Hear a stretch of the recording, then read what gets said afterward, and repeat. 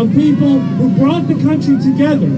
It's all of you that we thank for coming on board and helping us get this message to the world. Thank you. Thank you. Thank you. You deserve to. Thank you. I want to talk about this amazing woman right here. She's gonna cry. That's all right. I met this woman several years ago when I took a trip to Alberta with Tom Quigan, who is over there. Hey, Tom. And I saw what the policies of division has done to Alberta and the prairie provinces. It's like a third world country in many cities that you got to go there. You have to see what these people have done to Western Canada. And Ontario needs to step up. Quebec needs to step up. The Maritimes needs to step up and start to support the prairie provinces in unity against these people who are trying to divide us. And this is the woman who is leading the fight.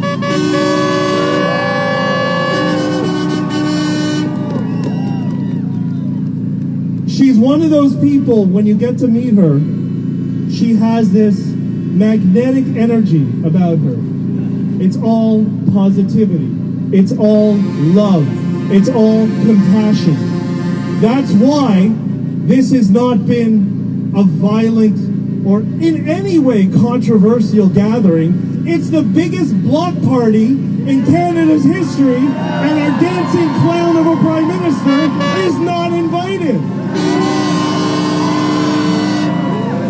So when leaders around the world ask, how did you put together such a peaceful gathering in Ontario, which is only starting today, by the way. They think we're going to be out of here in a couple of days? No. This is just starting. But the reason it's so peaceful is because of the Canadian spirit and because of this woman's spirit and positive energy that's been guiding all of us. Thank you, Tamara.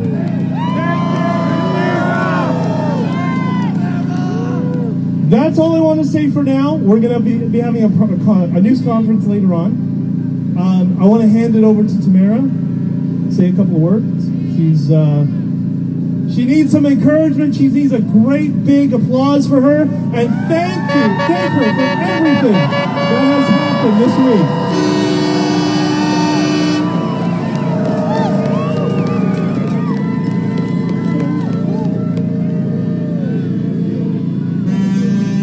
Everybody, I'm so glad to see all of you out here. I've been doing a lot of lives. I don't know if I have any more tears left to cry, but I think you've all seen me cry just about every day for the last 2 weeks.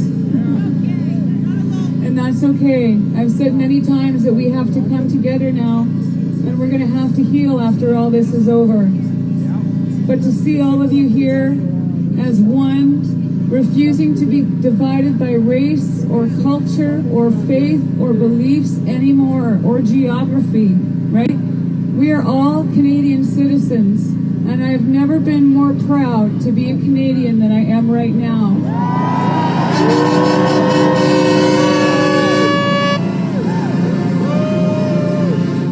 The one thing that we've seen on our social media and talking to people all along the way, the crowds we've seen were amazing.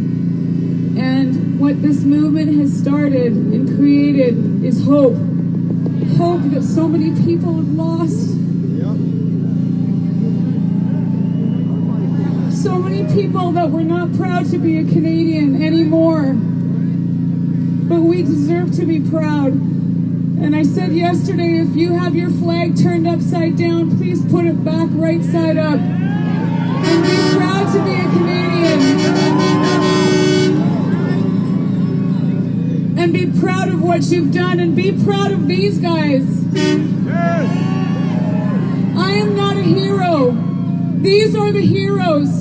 These are the people that stood up, your blue-collar men and women who bring your products and bring your food and bring your medical supplies. right? These are the heroes. I'm just here to support them and help them. And you guys are so beautiful. Thank you all for coming, and thank you so much for all of the support that you've shown us this whole time. It's been a crazy, crazy couple of weeks. To the clan mothers who came, it's important for us all to work together because we still have a lot of work to do, and we still have a lot of healing to do. And we're going to do it because we are not leaving until all of you and all of your kids are free.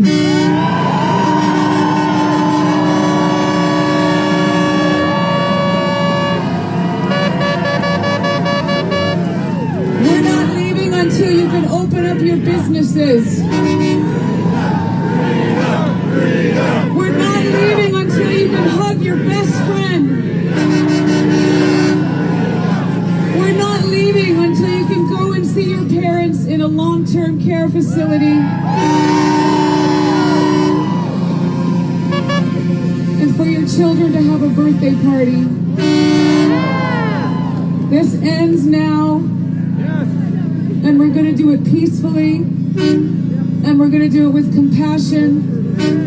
And we're going to get through this together, everybody. So I implore you to love one another. Stretch your hands out to one another and help each other. Because we've all lost so much. But no more. Hold your heads up high, Canada. We love you. Thank you.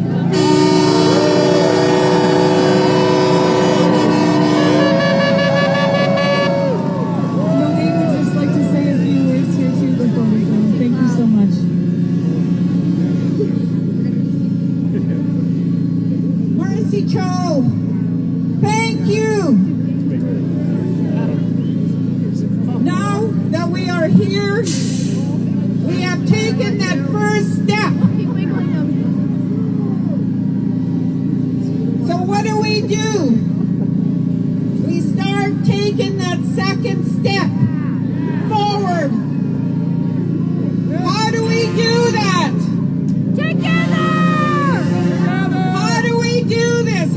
Take that second step.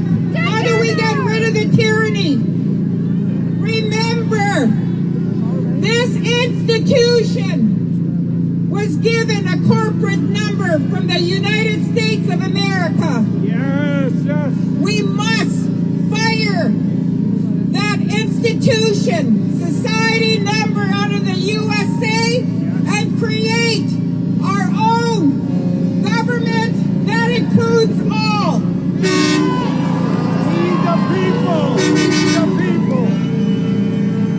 How do you do this? Remember, this institution thrives on contracts, just like the truckers, just like the businesses.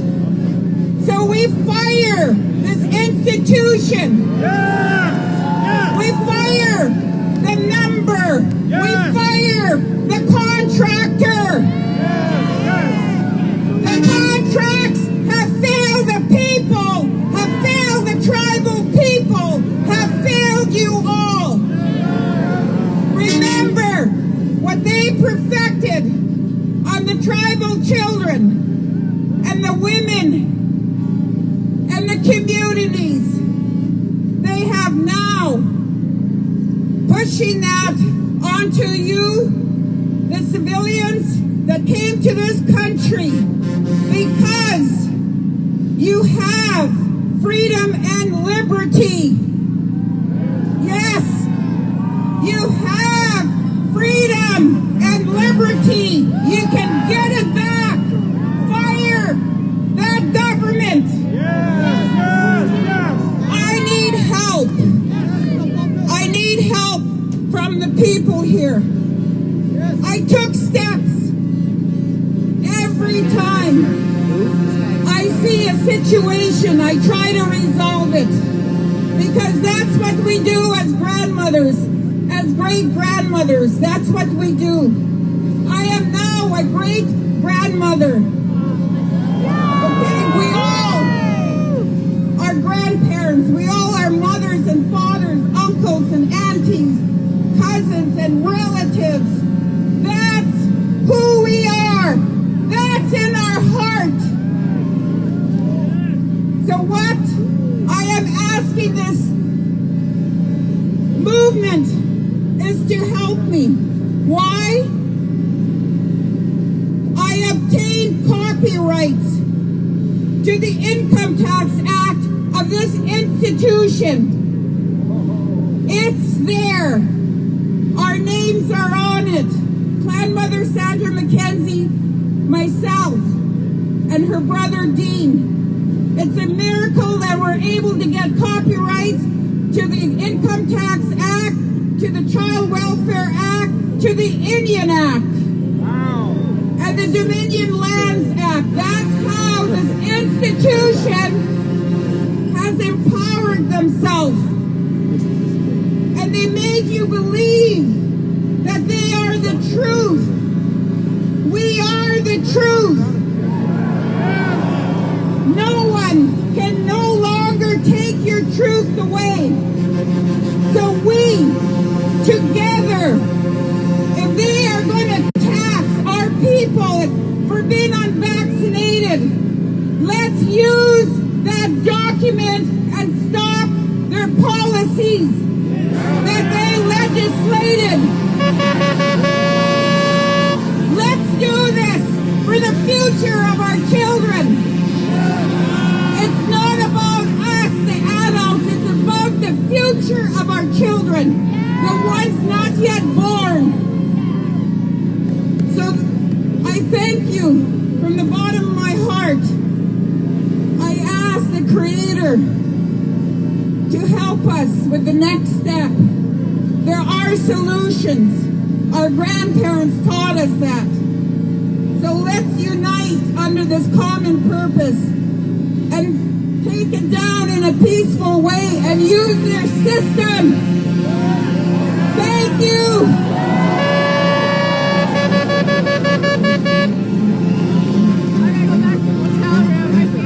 The last thing we want to talk about is getting the word out.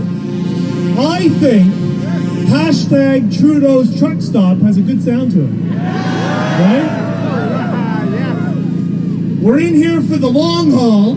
Yes. This is not ending tonight or anytime soon. Use your devices over the next while, tomorrow, the next day. We need to keep this going. Freedom Convoy Canada, hashtag Trudeau's truck stop. Let's get that trending as soon as we can. Thank you, everybody.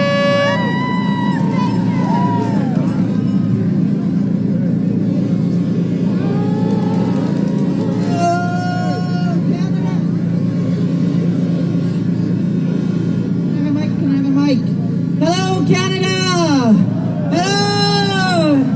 My name is Bethan Nodwell. I am a registered nurse and I'm one of the organizers for Adopt a Trucker. And I can tell you, it has been something to get this going on. And just to receive everybody, and you guys have been so amazing, so peaceful, so beautiful, completely blowing the mainstream's narrative. They are calling us racist. They're calling us misogynist. We are the fringe minority with unacceptable views. So, I have a trucker from the Eastern Division, and I'm bringing him up ahead of the VIPs and the fancy fences, because if it weren't for him, none of this would happen. Please welcome trucker from the Eastern Division with the cowboy hats. Show him some love.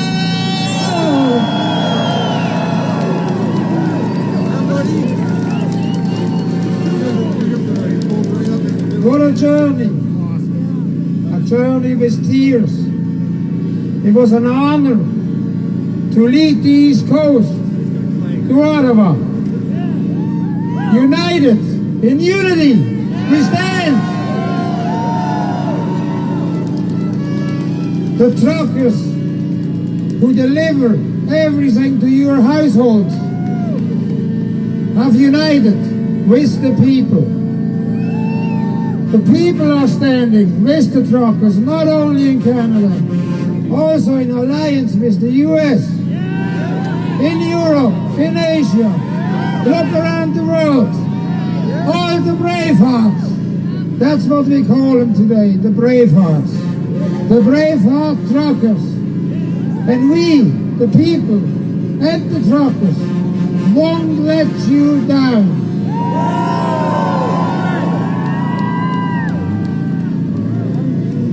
We are making history. History like the world never has seen before. Politicians, they can speak their language, they can take the battles. At the end of the day, the people, they are the ones to decide. I had the honor to be given a letter when I left Enfield. I don't know the woman. She put a bag in my truck. I didn't open the bag until the first night about 3 o'clock in the morning. And I'm going to read you that letter. You guys want to go to the hotel room? My toes are numb. On the street. We should all go there and come back with this. To you first thing, thank you. I can't wait. That's a thank you to the truckers, to the Bravehearts.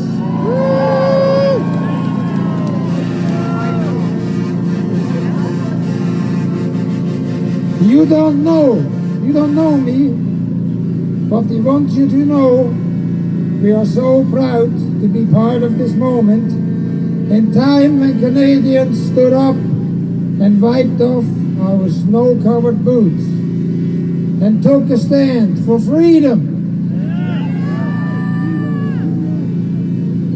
Our children deserve a world where there is no division, darkness and borders. One where we are all free, where we can laugh the big laugh heart, life and share moments together without fear and control. As you understand, as you stand on guard for thee,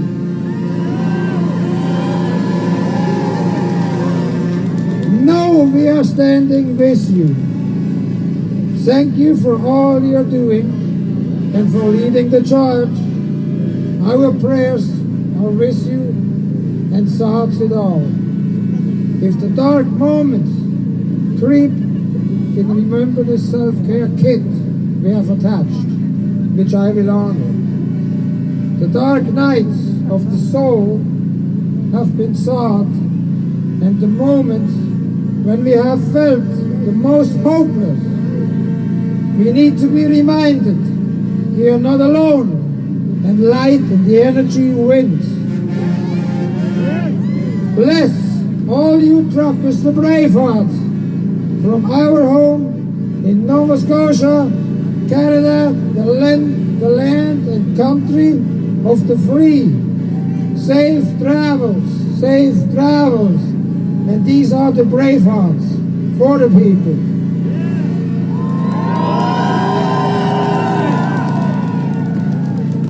I heard earlier that this is Trudeau's truck stop. No, it's the Bravehearts truck stop. That's what it is. Thank you. God bless you. We are all with you. We won't let you down, and we know you don't let us down. Welcome me. Oh, thank you, brother. Thank you, Eastern Division.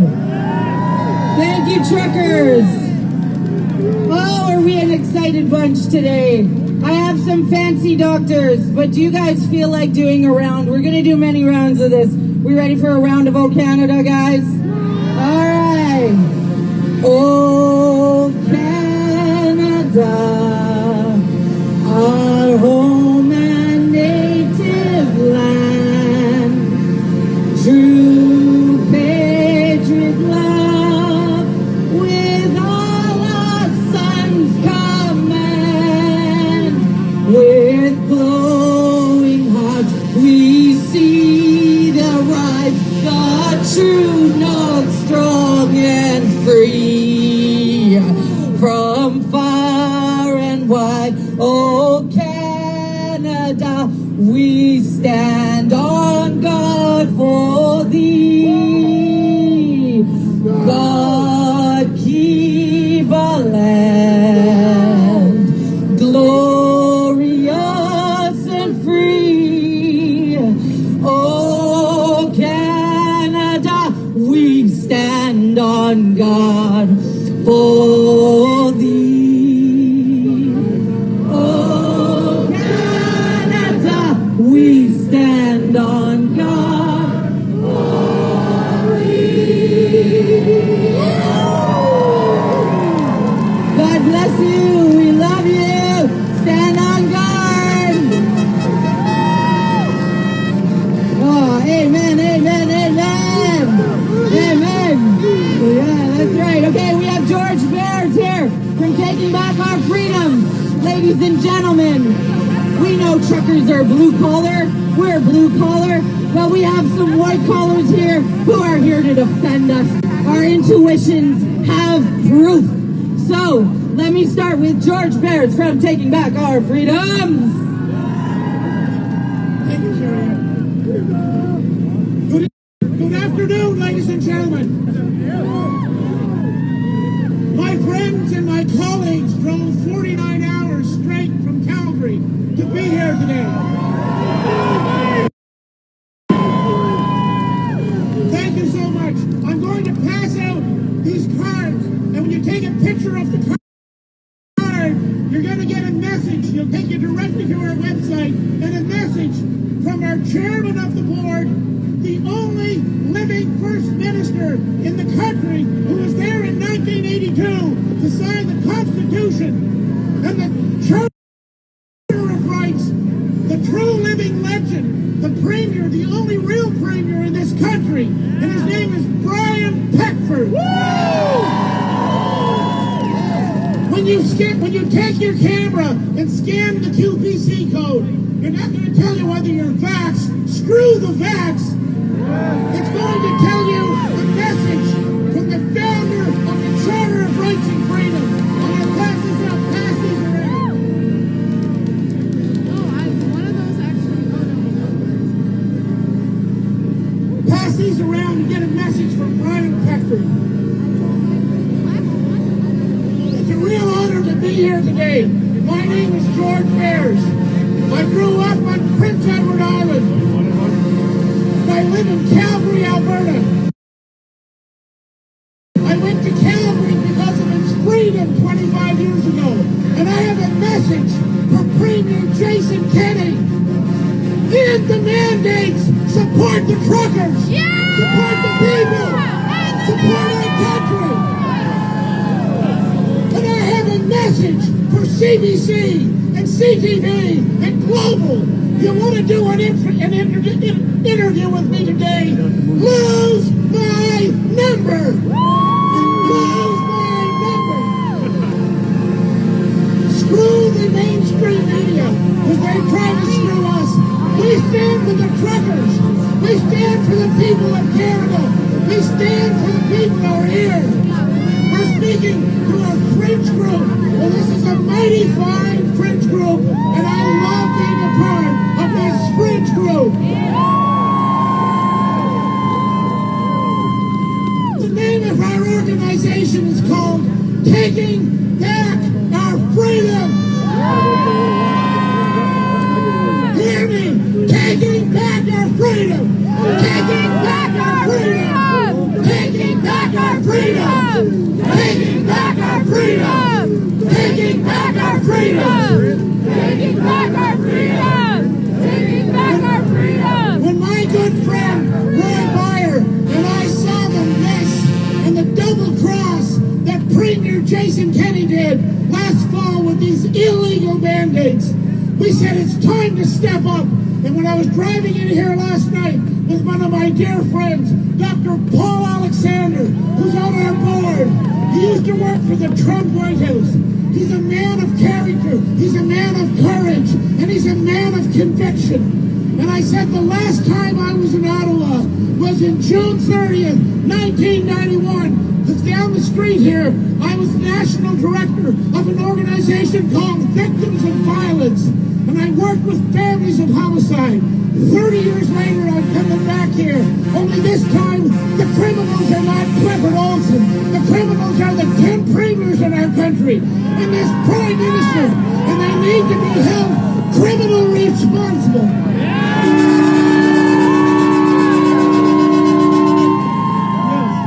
And to all the union bosses in Canada, you're siding with the globalists. Let's boycott the union bosses. Let's boycott the mainstream media. And let's support our truckers. God bless our truckers. I have 2 messages from you. This is not about statistics. This is about real lives. And in this country, everyone here has someone who loves them. And I have a message. When I used to work down in the Burnside building with families of homicide, I worked for 3 years getting Charles name extradited to California. Now I'm going to work on your behalf to have these guys criminally charged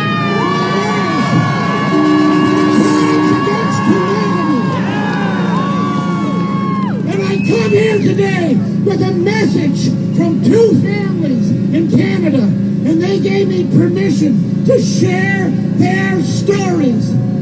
These are not statistics. These are victims of criminal actions by Justin Trudeau and 10 premiers in this country. That's right. The first message is the story of my friend from Prince Albert, Saskatchewan. Her name is Cheryl Moberly. She's a friend of mine. And Cheryl Moberly has a 39-year-old daughter. And on the 12th of October, last fall, her daughter has 4 children to feed and support as a single mom.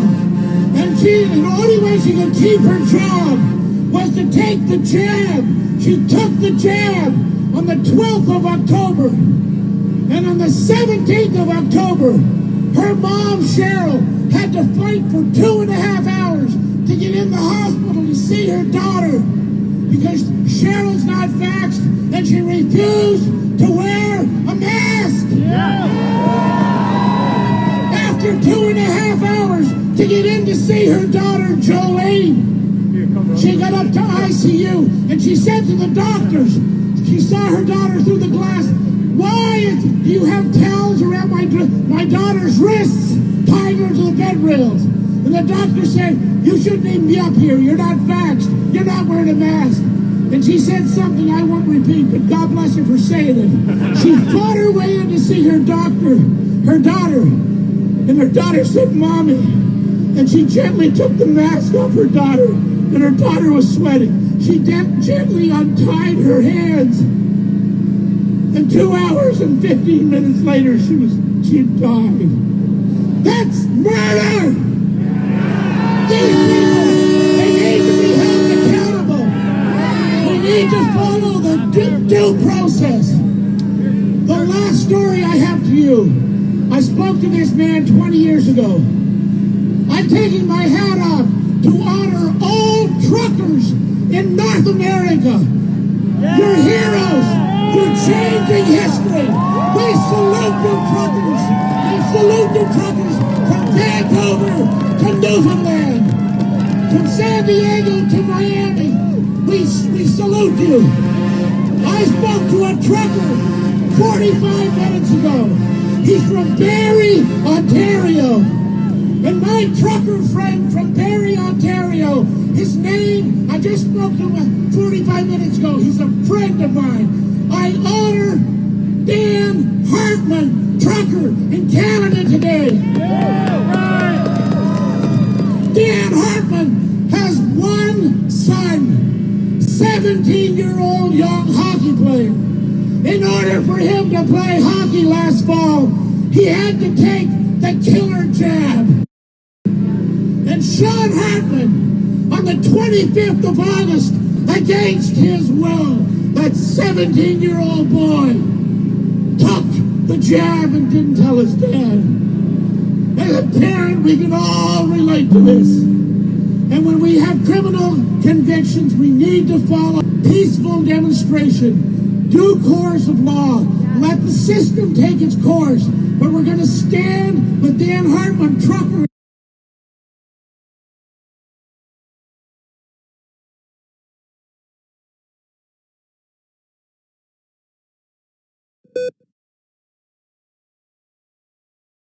And here's why.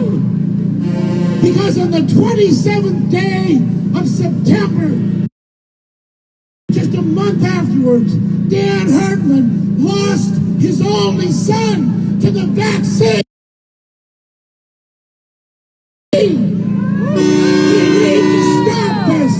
We need to stand for the truckers. And the last thing I want to say, I said to Dan, tomorrow, Sean, it's his birthday. Tomorrow is Sean's 18th birthday. So we got a trucker in this country who's not going to be able to celebrate Sean's 18th birthday. And he said, you guys can sing happy birthday to Sean in his memory. To honor our trucker friend Dan Hartman, join me in singing a farewell happy birthday to Sean Hartman. Happy birthday to you. Happy birthday to you. Happy birthday, Sean Hartman. Happy birthday to you. Thank you. We started taking back our freedom. To finish a job I started in '86, I worked as National Director of Victims of Violence with Gary and Sharon Rosenthal, working with families who were murdered, loved ones were murdered, and now we're going to finish the job. We did it peacefully then, we're going to do it peacefully now. We followed due course then, we're going to follow due course now. But I salute the police officers. I salute my friend Brian Dennison, who's on our board. His video went 2 million strong. He's a courageous police officer, standing for every police officer in the country. I salute Brian Dennison. I salute the doctors. I salute Brian Petford as our chairman of the board. And I salute these doctors. The doctor I want to introduce, I just want to introduce. Here's a hero in this country for police officers. This man stands for every police officer in Canada, United States, and around the world. Our board of advisors for taking back our freedom. My friend, give a warm Ottawa welcome for Brian Dennison. Yeah!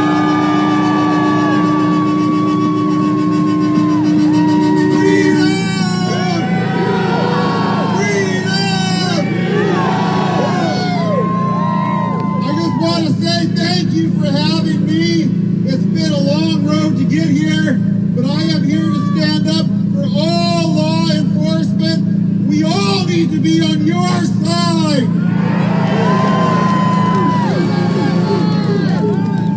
Everybody here that's wearing a uniform needs to be on this side of history. And I'm calling on every single police officer to stand up for freedom. Freedom! Freedom! Thank you. Thank you very much. All right, you've got another introduction. All right, here we go. Ladies and gentlemen, a real hero in Canada, United States, and around the world. My friend, former executive within the Trump West Wing White House. Will you please give a warm Ottawa welcome to a Canadian hero, Dr. Paul Alexander.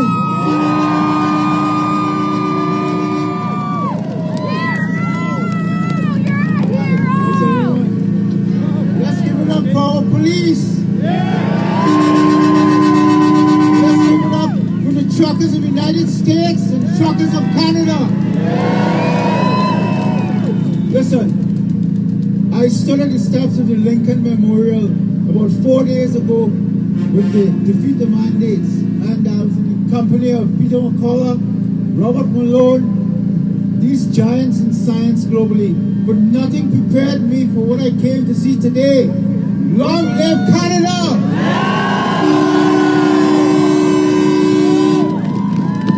Look, I'm in the company of Dr. Roger Hodkinson from Alberta, one of the globe's top pathologists. So I want to be brief and I want to be clear. We've looked at the science for 22 months now, and we have told the government of Canada, the government of the United States, UK, Scotland, every nation in this world, you do not lock your society down. You should have never closed schools. We had reports in the administration of 7 and 8-year-old American children hung themselves. They could not take the school closures and the lockdowns. And we begged them. Trump fought them. He fought them daily. He fought them every day to open the schools. But the CDC and the unions are an unholy, corrupted alliance. Never, ever do we give these people the emergency powers we gave them again.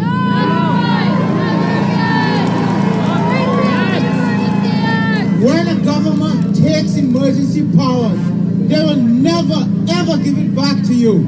Ever. You have to take it back peacefully and legally. When you give them those powers, they will maximally abuse it. They will abuse you. You can never get out of this tyrannical system by compliance. We need to take it back peacefully.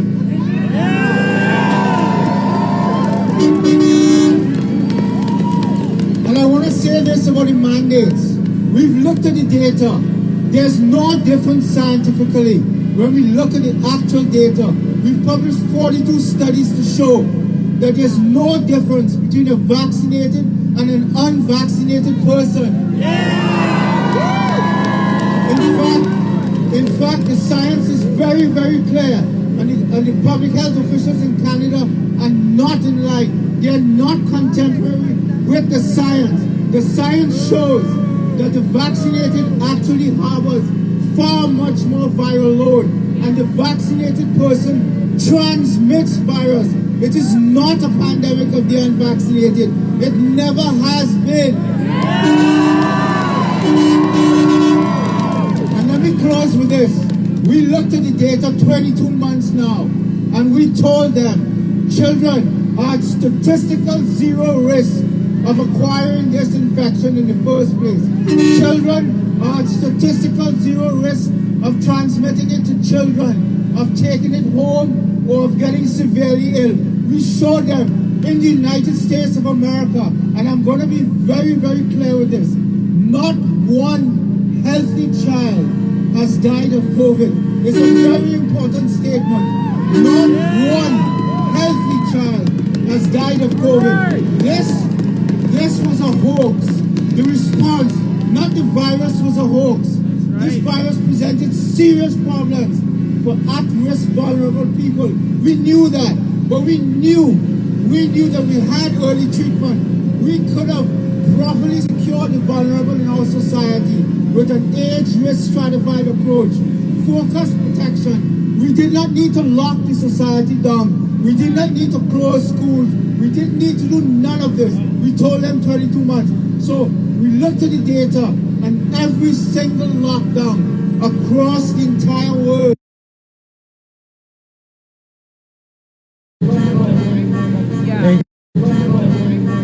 Hey guys, this all failed. The Canadian public health officials, the American public health officials, they have catastrophically failed. It is time to declare the pandemic emergency over.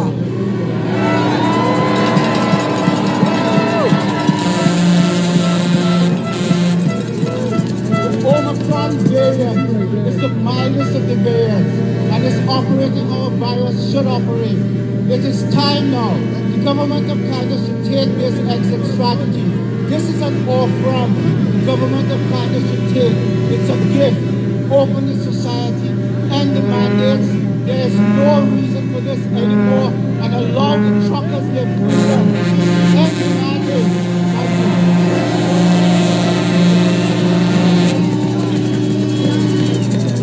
Let me introduce now one of my very good friends from Alberta, Dr. Roger Hopkinson.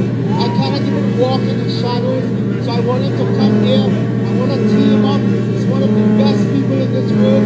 Over to Dr. Hopkinson.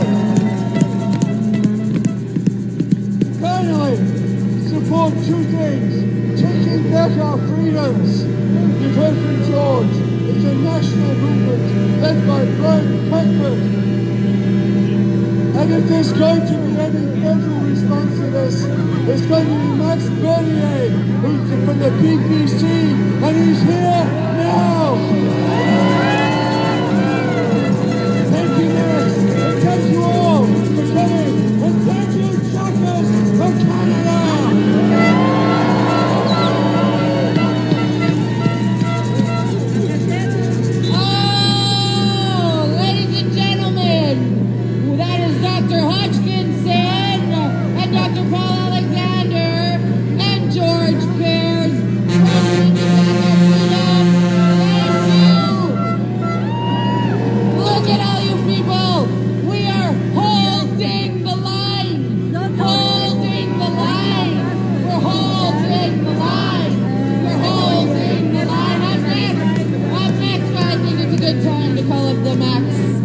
think it is time to call up Mr. Bernier. Maxime,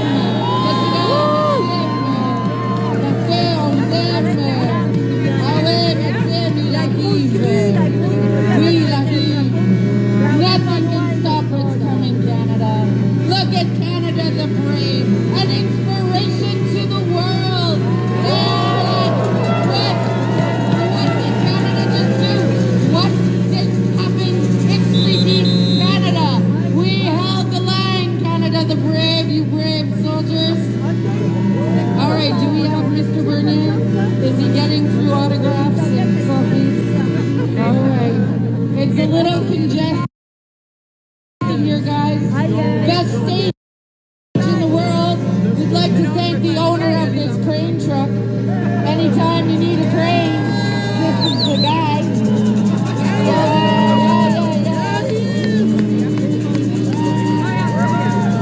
Oh, Maxime, merci beaucoup. Merci beaucoup, Hello, everybody. Hey, Max! You know, we need to thank our truckers because they're the one who gave us hope. They are giving up hope that all this tyranny will end. That will be the Canada Day. It is the Canada Day. It is our day today. We celebrate our freedoms. Has failed. Every single school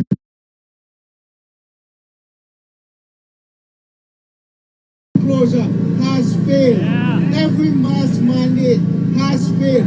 We have clear data to show this. They have all failed. The Canadian public health officials, the American public health officials, they have catastrophically failed. And it is time to declare the pandemic emergency over. Attack! Yes, under attack! And we are saying enough is enough. Because only in a free society is there human dignity, equality of rights, and economic prosperity.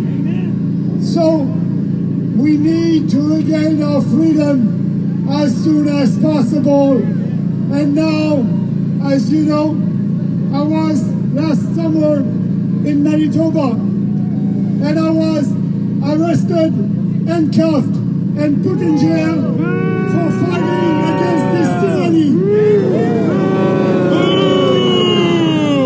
I can tell you today that I'm ready to go back to jail to fight for freedom.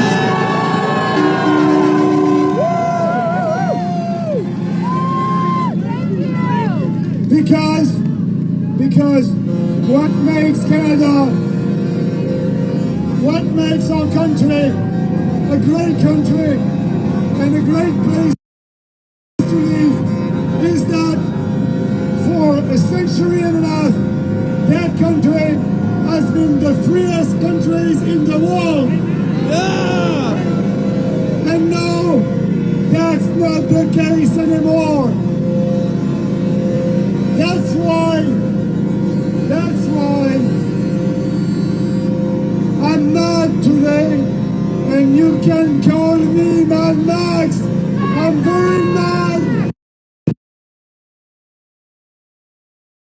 because I don't recognize our country anymore. Mad Max! Mad Max! Mad Max! Mad Max! J'aimerais dire à nos concitoyens de partout du Canada et du Québec, lâchez pas et remerciez les camionneurs du Québec et du Canada qui ont donné l'exemple et qui nous ont donné du courage, le courage de se battre pour nos libertés. Merci, merci.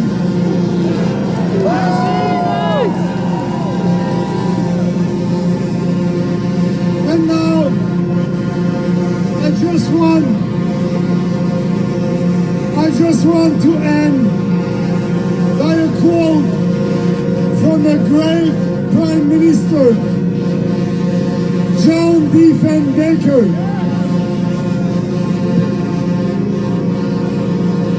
John D. Van Baker said, I'm a Canadian, a free Canadian, free to speak without fear, free to worship God in my own way, free to stand for what I think right, free to oppose what I believe wrong, free to choose who govern my country. This heritage of freedom I pledge uphold for myself and all mankind.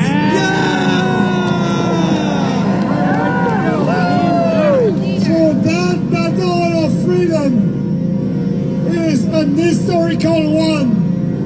And like John F. Kennedy once said, in the long history of the world, only few generations have been granted the role of defending freedom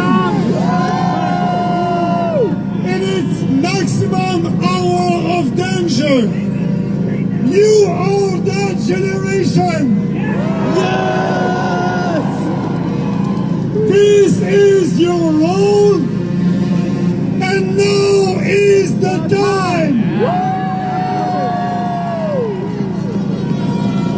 You must be super spreaders of freedom.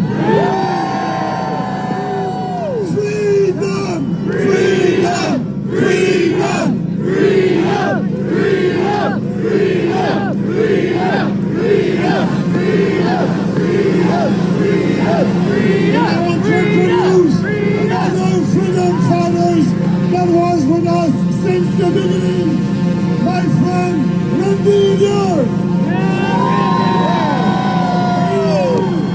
Freedom, freedom, maximum freedom, maximum freedom. Thank you all for being here. And Canada welcomes freedom today, this weekend, and always. And I want to say this, we know this, truckers go the distance. Truckers go the distance. Doesn't matter where truckers have come from thousands of miles away, from East Coast and West Coast. They've gone the distance. All right, Matt. And this is one thing that we know for sure. We know for sure this. And the flag. They won't be running home empty. They're going to be a full load on their beds. A full load of freedom. Freedom! That's what they'll be running home with. Because truckers bring freedom home. You know, they remind me a lot of a childhood hero of mine. Many people in the crowd may remember. There's a great Canadian of my youth. His name was George Chavallo. Is George Chavallo. Anybody know George? 5-time heavyweight champion. 5 times. He fought Muhammad Ali, Joe Frazier, George Foreman. He had 93 fights, and nobody ever knocked him down, and nobody ever knocked him out. He went the distance, and we're going to go the distance this weekend, and for however long it takes. We won't get knocked out. We won't get knocked down. We'll be like George. We'll be like all Canadians always have been. And I want to say one thing. We've got a small fringe group up in that building. A small fringe group with unacceptable views. That's right. Yeah. 338 MPs up there. A small fringe group. Today, this weekend, we are passing a motion of non-confidence in that bloody bunch.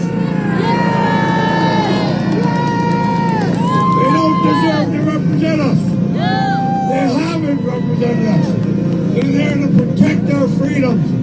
But instead, they're all cowards at a cottage and hiding from us. So let's take this home. Let's make sure we don't leave Ottawa.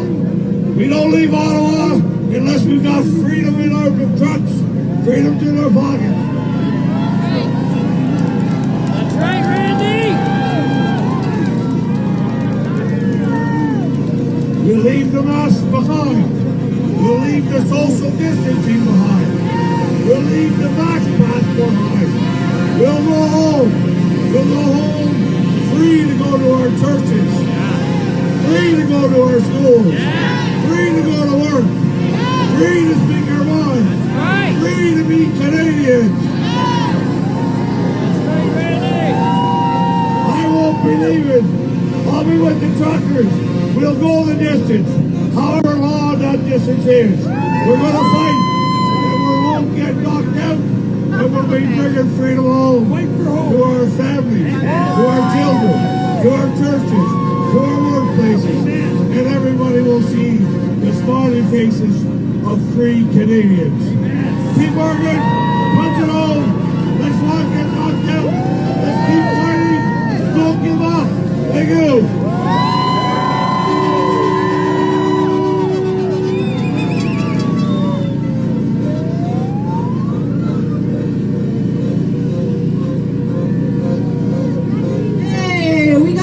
Here. Thank you, Maxim. Thank you, Mr. Hillier. We have a beautiful woman coming up to sing. Am I in a group shot? I'm sorry, I'm in a group shot. All right, thank you, Max. Thank you, Canada the Brave. Canada, the inspiration to the world. Nothing can stop what is coming. We have this beautiful woman here. We're gonna do some Mortal Canada. We're gonna do a lot of that today. You guys remember the words, feel it in your heart. Sister, where are you? Okay, here she comes. All right, she's saging up. You gotta get saged on the stage. All right. Amber Kakishiwe, ladies and gentlemen. May I? May I?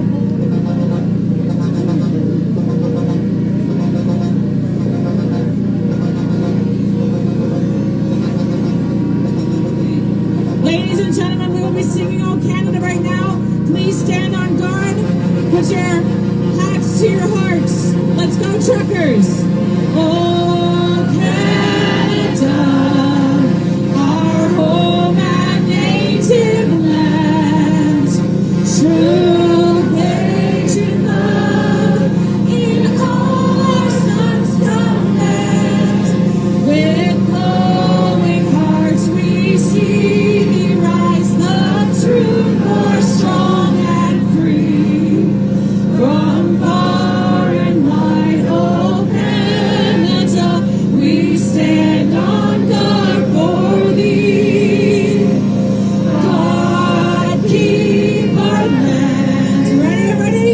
Glorious and free. Oh Canada, we stand on guard for thee. Oh Canada, we stand on guard for thee. Ladies and gentlemen, truckers, I not stand in front of you also as an urban indigenous community leader, but my father, Gerben Dykema, was a truck driver for Varnman Cookies. He passed away last month. I had to watch him deteriorate behind glass doors. Do you know what it is? Do you have any idea? I had to get a vaccine to see my father pass away. What's in the sky? An airplane just flew by and left its test trail. Not in these white shadows clouds looking like. I have a piece for you.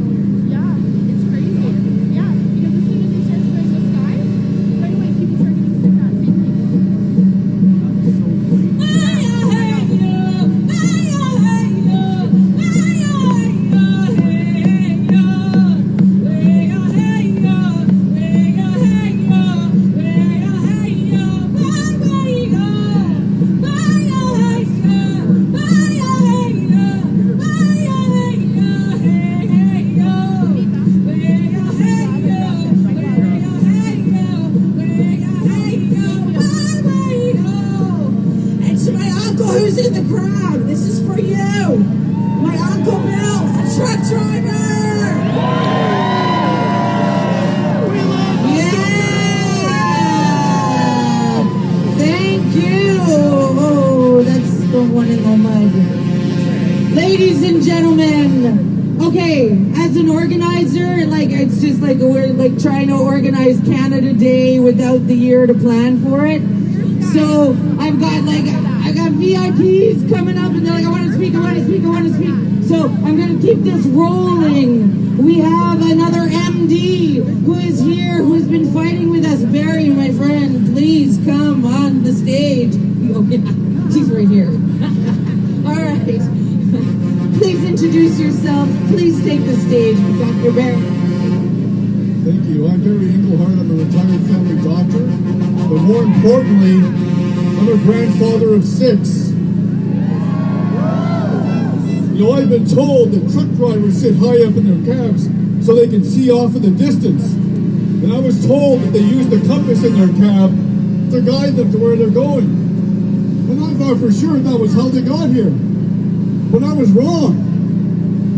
They sit up high in the cab not just to see off in the distance, but because they see the big picture. And they don't just use the compass in their cab, they use something inside called your moral compass. And they know what right is, and that's what got them here today. But sadly, not everybody who sits in high positions always uses their compass, moral compass, nearly as well as the truckers do. Truckers, you see the big picture and know that taking children out of school, making them wear masks, not letting them play together, keeping them constantly scared that they might die or kill their grandparents is harmful. Your moral compass knows that giving experimental inoculations to pregnant women with genetic material without proper testing is wrong.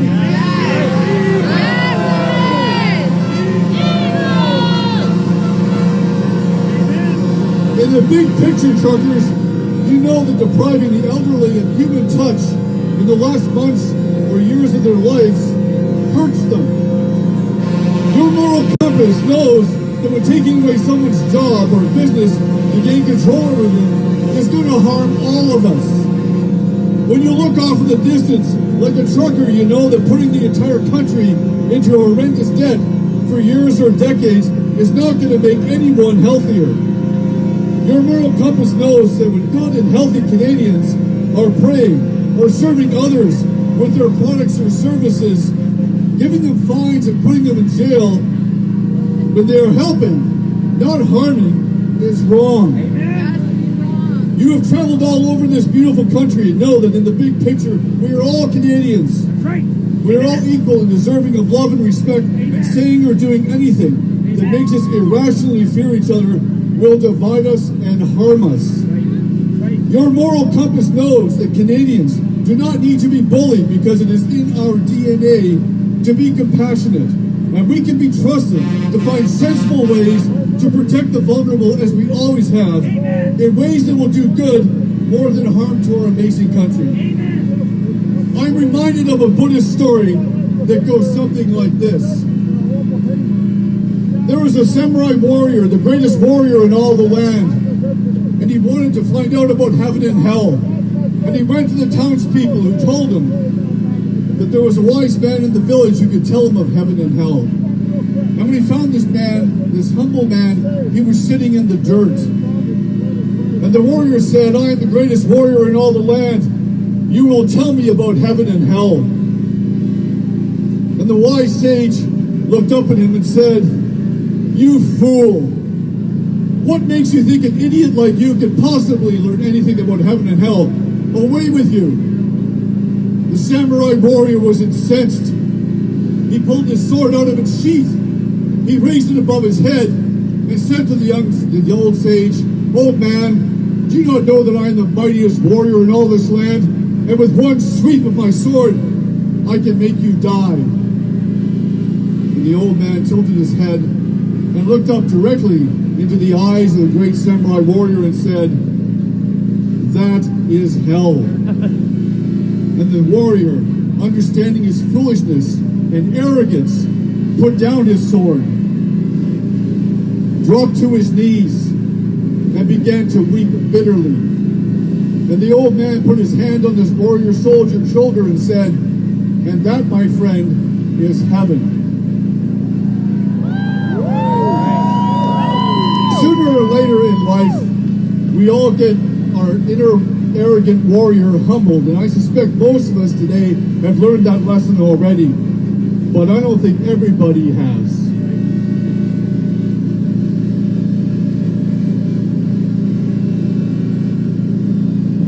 We all can make for a better country if we use ideas and words to find truth, then wielding power as a weapon to do so. I thank each and every one of you here today for your courage and your humility. Let us continue to advocate peacefully for unity, health, truth, and freedom. I have never been prouder to be a Canadian than I am today. I love all of you, and I salute you.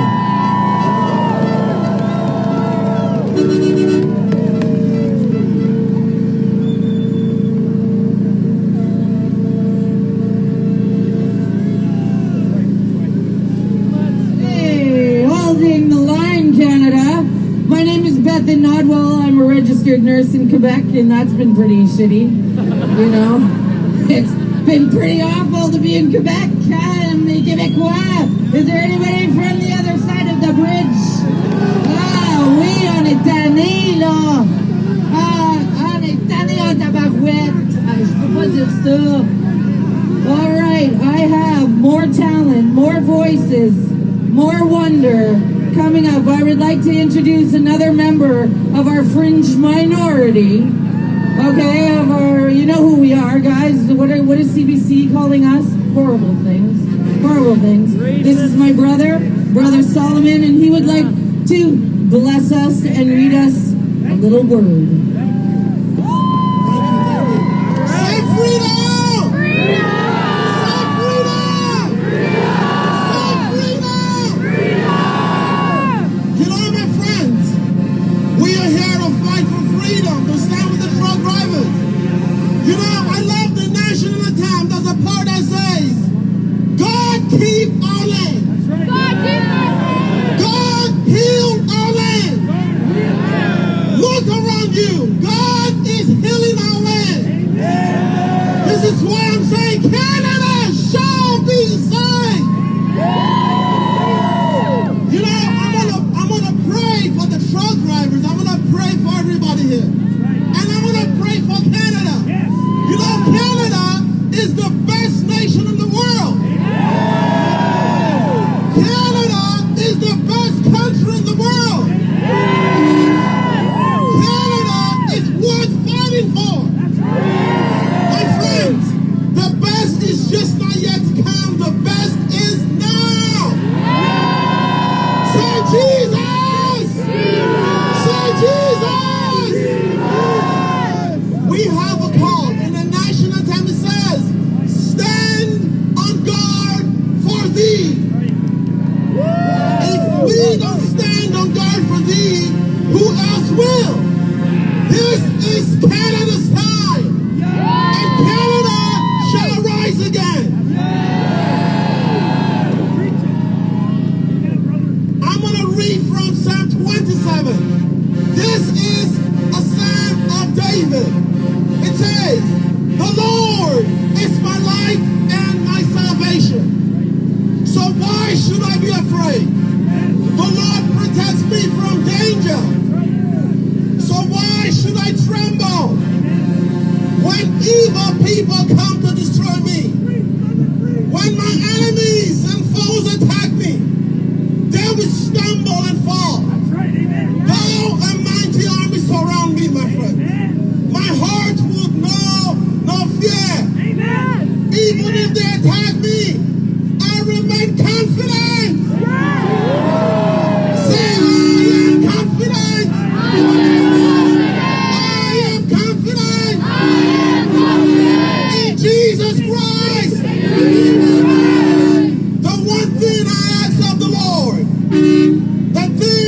sweet most is to live in the house of the Lord all the days of my life, delighting in the Lord's perfections and meditating in His temple.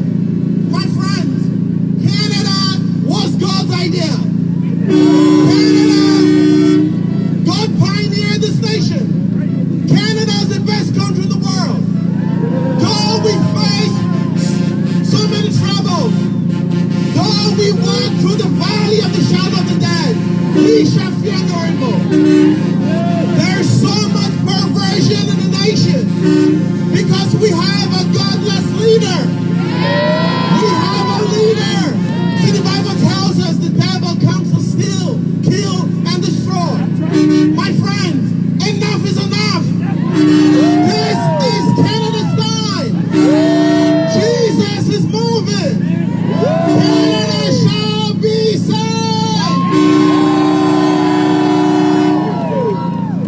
So, Father, Lord God Almighty, I pray right now, God. Your word says, if my people who are called by my name will humble themselves and turn from their wicked ways, you will hear our cry, Lord. So, Lord God, today, with the truck drivers, with my brothers and my sisters, Lord, we call to you today, Lord. Father, please heal us.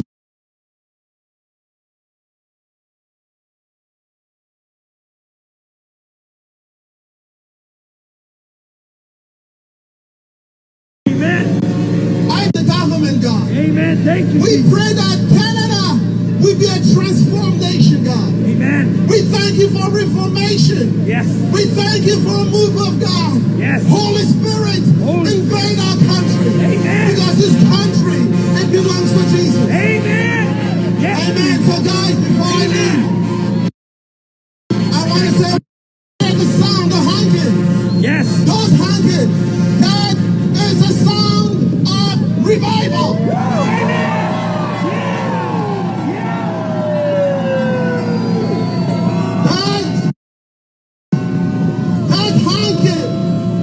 That honking, that is a wake-up call.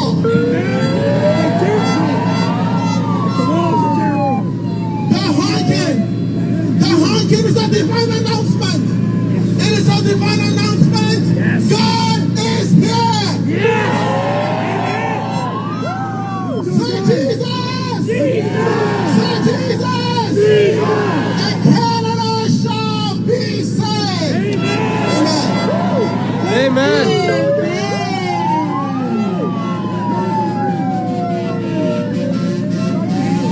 What? Yeah, I know. There will always be one. Yes. All right.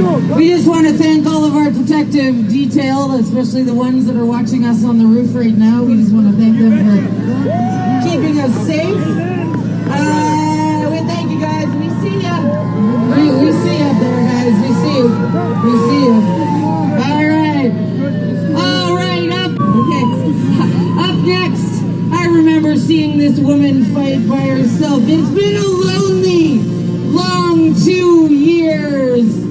And this woman has been fighting for our kids. For their Small fringe minority, guys. Look around. Just a couple hundred people, right? By the state. I have just totally fallen in love with this beauty. I would like you guys to give a warm for Jody Ledgerwood.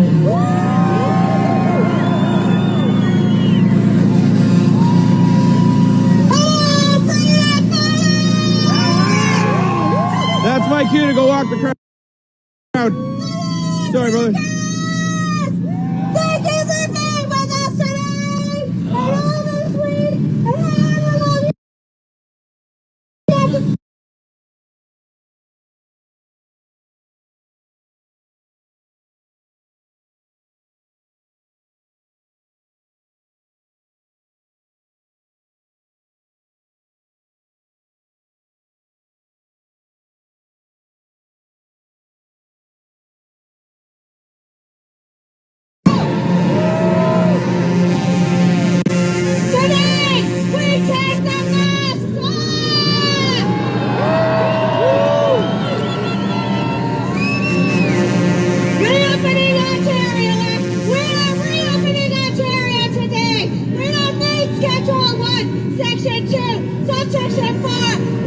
you need a mass exemption, we just take them off!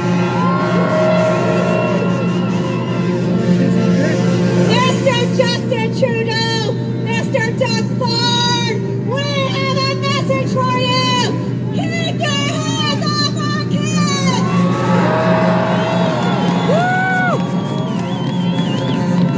These are our babies!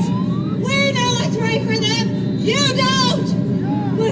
They do not need to participate in medical experiments to go to school!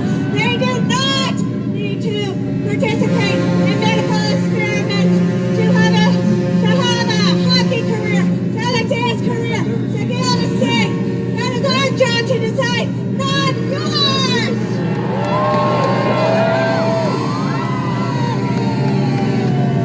We've had enough, and we are here with the support of the truckers to tell you so. Enough is enough. Hands off our kids. Hands off our kids. We have a Canadian Bill of Rights that says we do not have to be immunized. We have an Immunization Act in 1997 that says, because of our Constitution, you cannot mandate immunization. So today, the mandate is, and we're here loud and proud to say we've had enough, and we are Canadian, and we are proud Canadians with a Constitution that protects our inalienable rights. And we are here in numbers. And this is the definition of a fringe crowd. What's the definition of a large crowd? Because we got more truckers coming in. They tried to stop them, and they're coming.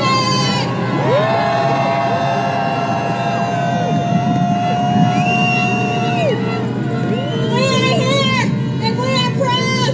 Keep your hands off our kids. And now, a dear, dear friend of mine is here to speak to you. He started this for me. He creates leaders, and all of you guys need to create leaders with us. Know your rights. GameOnCanada.org and get them for free. I did the work for you. I highlighted them. Print them off. Carry them with you. And if someone tries to violate your rights, you say, I do not consent. We have Canadian Bill of Rights. We have the Charter of Rights and Freedoms. We have the Immunization Act. We have the Healthcare Consent Act. We have the Privacy Act. We have the Freedom of Information and Privacy Act. We have all these acts that protect us. Use them!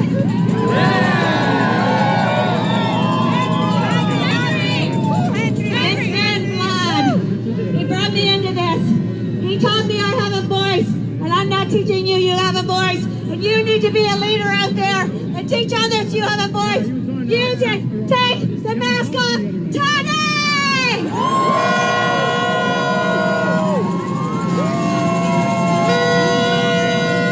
I love you all. Thank you for coming to Ottawa.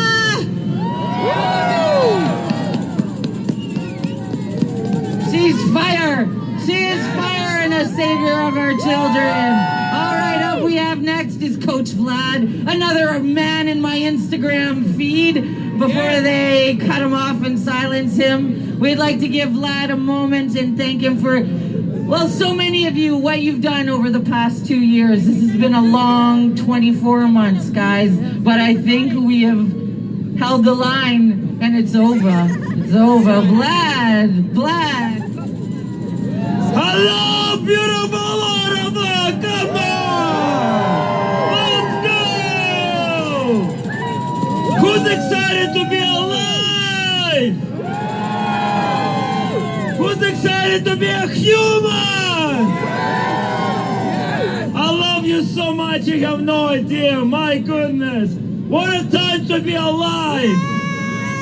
We have to be grateful for this moment in our life because it's perfect. Look around you. Look around you. How many of you standing shoulder to shoulder just to be proud Canadians? Come on, let's go. If you don't know my story, I was born in Soviet Union in 1980. I represent the last generation of kids growing up in Soviet Union. I know what it is to be indoctrinated and brainwashed. Exactly what they're doing to our kids right now. And we're not gonna stand for that. We're gonna protect all kids. We will protect all kids. We will protect all kids. And we will make Canada free again. Each and every one of you have something powerful inside, and it's called the seed of greatness. You have that seed of greatness inside of you. It's your responsibility to reach, hold on to it, and stand your ground. No matter the hate, no matter the backlash, you have to hold your ground.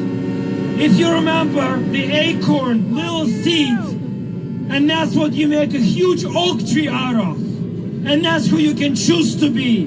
You can be that oak tree that stands the ground with deep roots, with deep foundation in your beliefs and your principles. And that's exactly who you can choose to be for yourself, for your family, for your business, for your community, and for this beautiful country of Canada.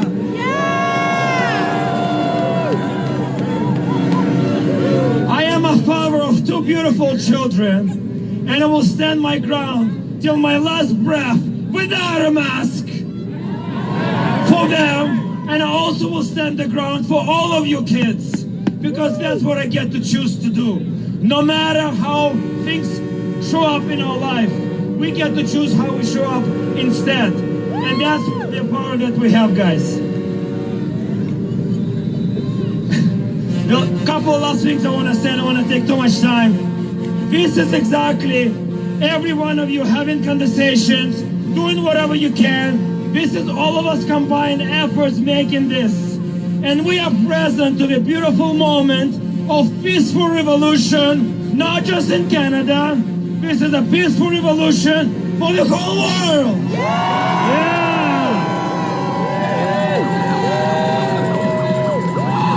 We are at the ground zero for humanity. And it is the best place to be, guys. The last thing I'm gonna say, when the times are tough, have faith. Have faith in yourself. Have faith in your neighbors. Have faith in your community. And have faith in this beautiful country. This is the best country in the world, guys. And it's our responsibility to keep it glorious and free!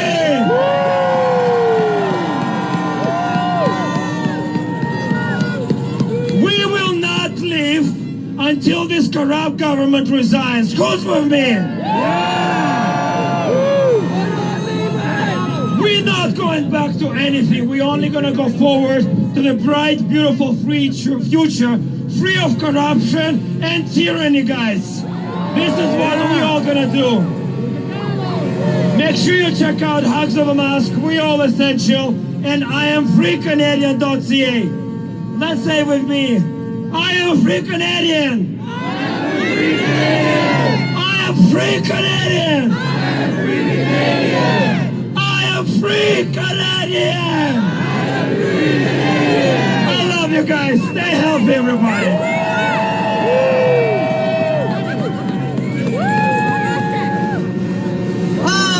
Canada, look at us. Look at us. Thank you, Vlad.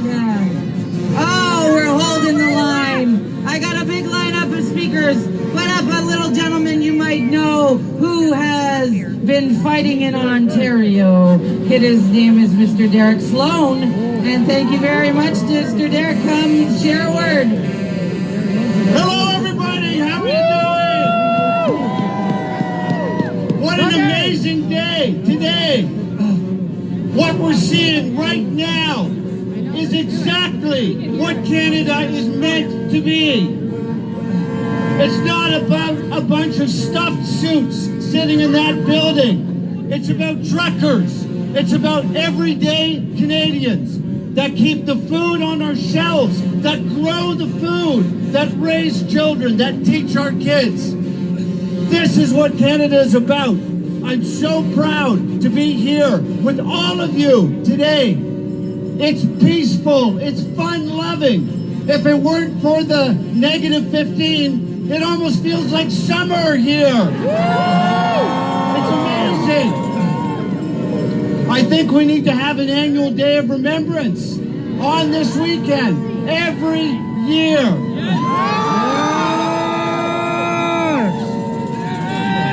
To commemorate freedoms won. We have heard today from many great speakers, but we haven't heard from Justin Trudeau.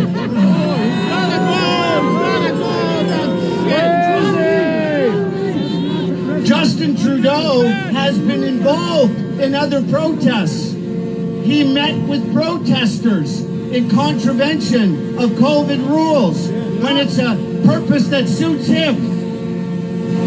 He's been involved in all kinds of grand gestures and apologies.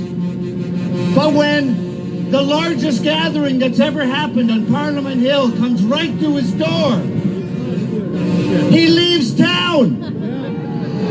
He runs away. He doesn't want to talk to Canadians. He doesn't want to talk to the people that keep this country going. He's scared. He is a fringe minority.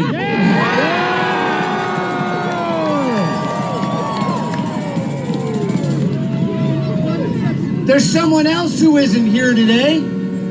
Someone who's expressed support for truckers before. His name is Doug Ford. He was tweeting yesterday about everything under the sun, other than the biggest event to ever happen on Canadian soil on Parliament Hill. We need to know why our leaders are ignoring Canadians. Our governance has been a catastrophic failure the last 2 years at every level. We must hold our politicians to account. Now, there have been many people up here talking about freedom, and I agree with every single one of them. The question is, where do we go from here? We need to have a real vehicle to implement our goals. That means actually getting involved in politics. There are real vehicles that exist to win back our country. What we're doing today is absolutely important, but we have to continue the movement, continue the momentum.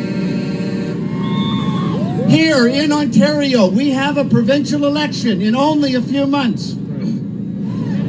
I lead a party called the Ontario Party. We're against the vaccine mandates. We're against lockdowns. We want to get fired people back to work. We want to get our children that can't go to school and get their degrees back to university. We want to bring back freedom, but also justice in this country. So don't stop today. Yes, keep this going, but join in politics. Join with the Ontario Party. Join with other parties that are fighting for freedom. And let's get this country back on track.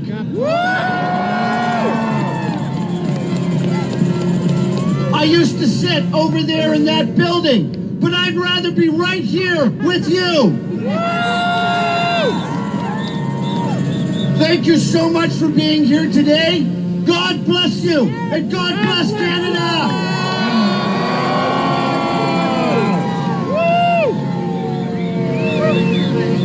Oh, ladies and gentlemen, are they on fire? All the politicians want you. They want a piece of you. All right, I have a beautiful girl here. Her name is Krista. And Krista has a story I think she even wanted to audition for America's Got Talent, but she didn't want to get the. So if you don't want to get the, you're not allowed to play and do anything anymore. So is that true? Did I get the story right? What, can I be your mic stand? Yeah. Okay, we're just waiting on a 1/4 inch patch with the XLR and we're just doing some techie business. So we're holding the line here, ladies and gentlemen. Oh, I think they're done. Like they'll just patch you in. We're good. I also have another organizer from adoptatrucker.ca. Adoptatrucker.ca would like to announce that masking is over, and you just need to tell everybody that we're done. We are done. We are so done. It's over. It's over. I don't want to see another mask on anyone's face unless you are in the OR doing a very important surgery. No more masks. It's done. It's done. And we are we're giving our government a mandate now, aren't we? Look at us. We are mandating our government. Masks are done and their mandates are over. And we will run you out of town. Look what we did. We ran the Prime Minister out of town because he is too afraid to deal with the people. He is not the man we are looking for. He is not the man we are looking for. Are we getting sound yet? Okay, we're just checking the guitar. I fucking love those guys in the back. It's kind of like we're in an episode of Star Trek and Captain Kirk has lost his mind. And it took the boys in the engineering room to come up from downstairs. And they came up and they said, this man is, and I guess we're going to have to put him in a meat truck and take him out of here.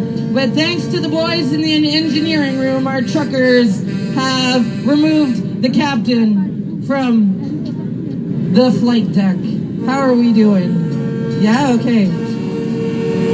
Yeah, baby. Okay, Krista, guys, give her some love. Thank you, Bethan. Can we just give a round of applause to all these amazing people organizing these speeches? Thank you, Bethan, so much. Amazing. Wow, what an absolute honor and privilege to be among such a small fringe minority. This is amazing. Thank you so much. Just to tell you a quick story, I had the dream of a lifetime pass by my very eyes because I auditioned for Canada's Got Talent. I got on the show, but because I wasn't vaccinated, they said goodbye. It was really sad, man. It was really sad. But who needs them? Who needs them? Okay.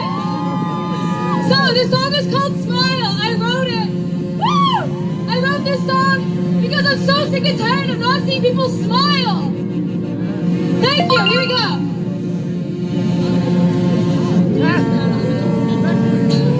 My guitar's frozen. Bear with me.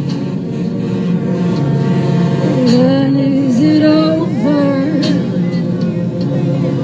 We're so up and down. It could be simple. Promise at your side.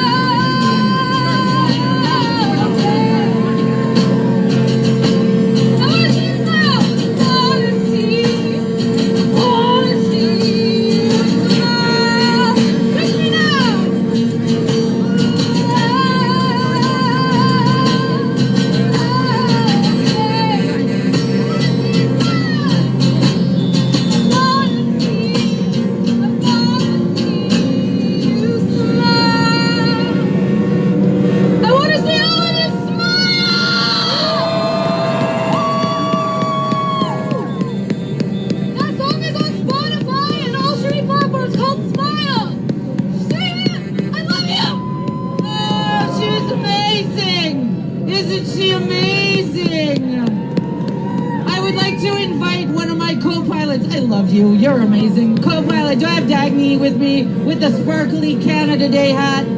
This is Dagny. She is my co-captain here on the flight deck. Dagny, I need you up here. Ladies and gentlemen, someone give Dagny a warm round of applause. And she's my co-pilot here. I'm going to answer some questions down there. She's going to take over. Here you go, baby. Hello, Canada! Hey! So nice to see so many faces. I have a question for you, okay? I need you to help me out. I'm looking for someone. I need to know what a white supremacist looks like. Are you a white supremacist, sir? Yes, I am a white supremacist. All right. There you go. Oh, okay. All right. Well, I'm just confused, and I'm sure you'll see why I'm confused. Because all I can see are freedom-loving Canadians who don't care about race, about gender, about vaccination status. We don't care about those things. What we care about is much, much bigger. What we care about are our constitutional rights and freedom.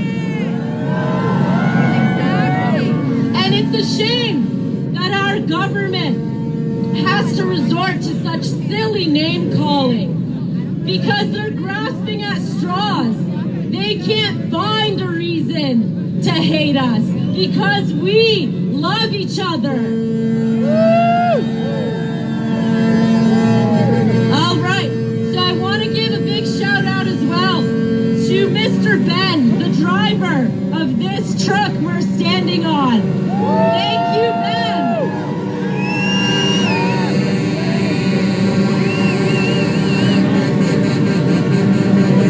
And I just want to give a shout out to Ben's new business.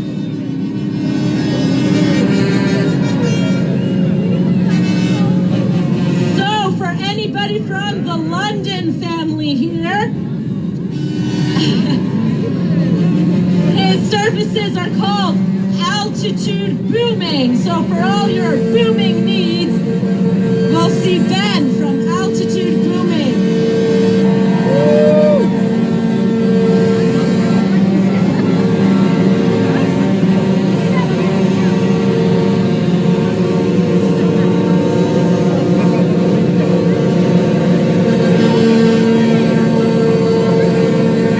Okay, so next up, we have an entrepreneur here. We're going to hear from Danny. Okay. There's a lot of people here. There's a lot of people. Wow. This is very empowering. So let me start like this. I'm sure you all know that there's a beautiful governor down south, DeSantis. And DeSantis is fighting for freedom right now, today. He's putting everybody on his shoulders. And Dagny didn't introduce my last name, but let me tell you, there's a DeSantis right here in the north, right here. And maybe if the people think or permit me, maybe we'll run right here and fight for freedom. So let me tell you something. Every single person here should be very proud of yourself, because at some point you were instrumental in speaking to somebody beside you, your family, your friends. And I know it's been tough. It's been 2 years. And now we have apparently some guy that works in here is calling us a racist, misogynist. Let me tell you something. He's in a lot of trouble, because it looks like there's over 1 million people fighting right here, right now, for freedom. You know, I'm going to tell you something. This is the kind of people that we need to run in a low level, from school board trustees, from counselors to mayors, all across this country. So maybe down in City Toronto, we have a spineless mayor. Might have to shift them over because there's a DeSantis in the north coming very soon. So I ask people to tell and encourage people, we need our people that understand what's going on. So you should all be proud of yourself. And it's empowering. Wow, so many people. You know, I took a walk. It took me half an hour to go through. And I gave up. There's so many truckers. This is what it took to unite the whole country together. We have people from BC, from the east to the west to the north. And I'm going to tell you something. I don't know what he's going to do. He's got to come out of his basement at some point. So ladies and gentlemen, I'll leave it at this. And I always say this. I say it like this. You can take it all away from me. My fortunes, everything I've done. But you'll never take away our freedom. Never. Never. Never. You'll never take away our freedom. Thank you very much. I'm Danny DeSantis, and I'm going to fight tooth and nail. But I want to do one other thing, because I think I know we all want, is freedom! Freedom! Freedom! Freedom! I love you guys.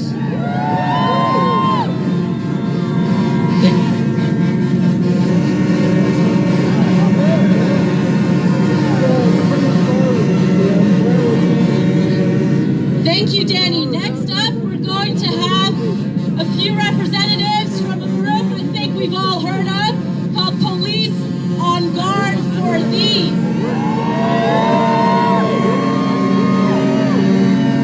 For those who haven't heard of them, which I'm sure are few among this crowd, they are active and retired duty police officers. So here we go.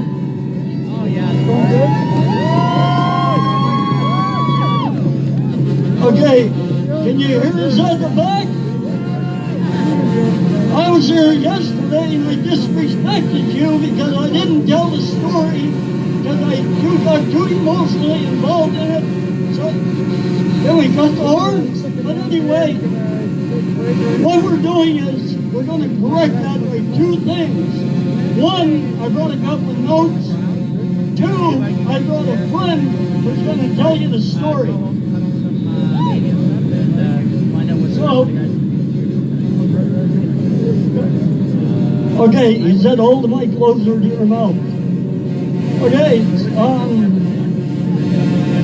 this man you're going to meet is like the North Star. We've been interacting online for over a year. I've told him I love him, I'd lay my life on the line for him, and he's told me the same thing. The crazy part is we never met till Friday night. Isn't that crazy? So, when I was a child, my parents taught me that the most trusted person you can have around you if you're in trouble is a police officer. And I've always had that respect for them, right? So, if you go out the road on an icy winter night going to an icy pond, this is the man you'd want there to come in and pull you out. He'd give his life to pull you out of the vehicle. He'd stand in front of a bullet to protect you. And when he saw what was going on, he created Police on Guard. Would you please welcome the co-founder, Chris Vanderboos.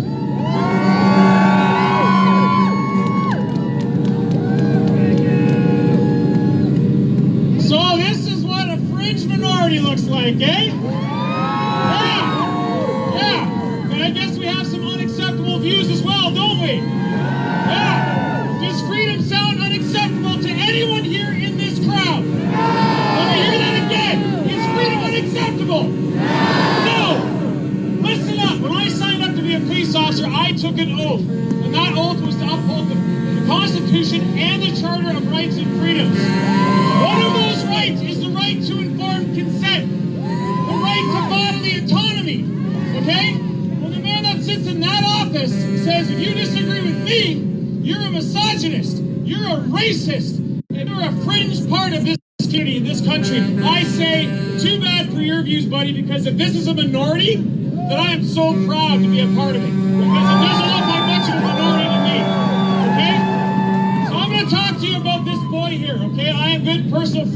father, who is broken right now. The man's heart has been ripped out of his chest. He just wanted to play hockey. That's all Sean wanted to do. He wouldn't even drink a pop, a soda, because he thought it was bad for him, and he wanted to go as far with his career in hockey as he could. He was passionate about playing the game that Canada loves. And what did he get for it? He died, okay? A month after receiving his first shot, he was found dead in his bed. They did everything they said they could. Then they did the background because the father, Dan, refused to accept the fact that this just happens to a 17-year-old boy. Guess what the results were? Unascertained. Does it sound normal to anyone here in this crowd that a 17-year-old boy just dies for no reason? No! And how many more are there that are suffering the same consequences of this government's mandate? Well, I say this. I say here today we have declared as Canada, not as a fringe minority, but as a vast majority. We are not white supremacists. Are you kidding me? Look around the crowd. Does anybody have eyes in their head outside of this movement to see that there are people from every walk of life and religion and creed? And guess what? We're all standing together. We're all standing together. We are Canada. We are Canada. We are Canada. We are Canada. We are Canada. We are Canada! We are Canada! Yes! Yes! And we are not going to take it anymore. We're going to stay here until the mandates are resolved, they're removed, and we have our freedoms fully restored. God bless every one of you. God bless Canada. I couldn't be more proud to stand with you.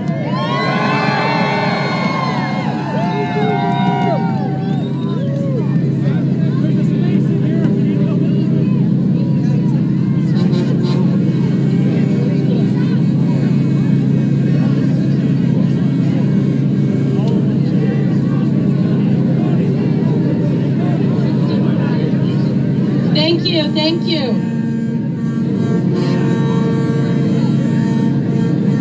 All right, so up next, we're going to hear from another member of our team of doctors and medical professionals that have been consistently silenced.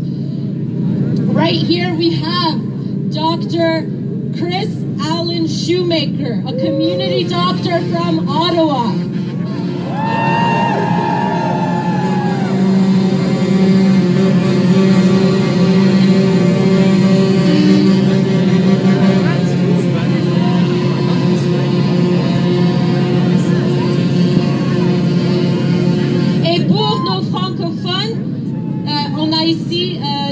Médecin communautaire d'Ottawa, Dr.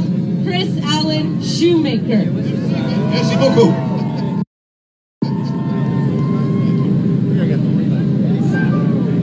Hello everyone. What a day. What a 2 years. It's been awful. But it didn't need to be quite as awful. We could have had other measures in place and being actively used right from the beginning. But only now is the information coming out. It's pretty sad. But I'd like to go back to some happier memories of mine. I was emergency doc for 25 years. Some of it in Ottawa, some of it in Vancouver and Kelowna. So I know emergency medicine. I know the need to say hello, to meet, greet, and treat our patients. And among the things that I did, I put chest tubes in car accident victims, I diagnosed heart attacks, I saved patients from overdose. But very importantly, as ER docs, we started antibiotics or antiviral therapies for infectious disease patients.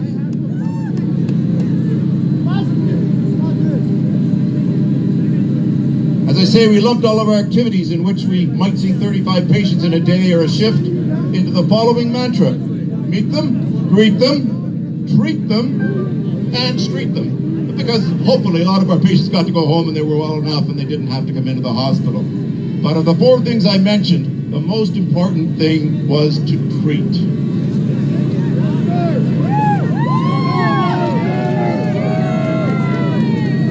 What use is it to go to a medical doctor if they can't treat you? We need to let the doctor and the patient together decide what is the best acceptable treatment to reduce the stress and risk of their active infection.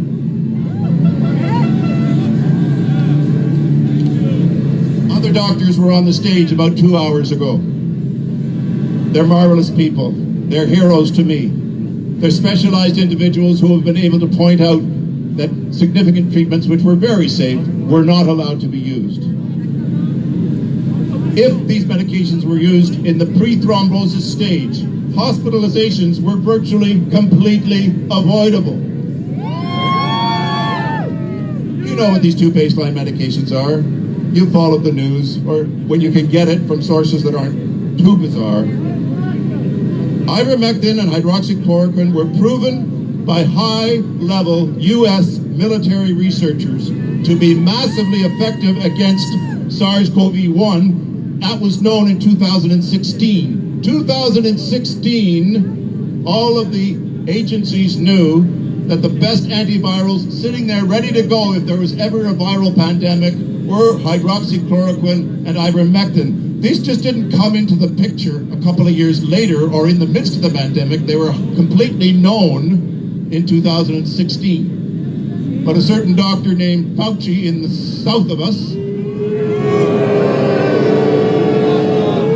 he wanted to ignore it. He had personal reasons for wanting to ignore it. He had personal reasons for wanting to hide the source and the mechanism of this pandemic occurring. And so he and others went to great lengths to say that antiviral treatments just shouldn't be used. And they put out fake information involving its lack of safety, and it was completely fake. I prescribed hydroxychloroquine 35 years ago to patients going to Vietnam who wanted to not get malaria. So they took it for 4 weeks. They took that drug for 4 weeks, they and their children, to safely not get malaria. They all came back happy, had a lovely holiday. No sickness, no heart complications. Hydroxychloroquine has been safe for decades.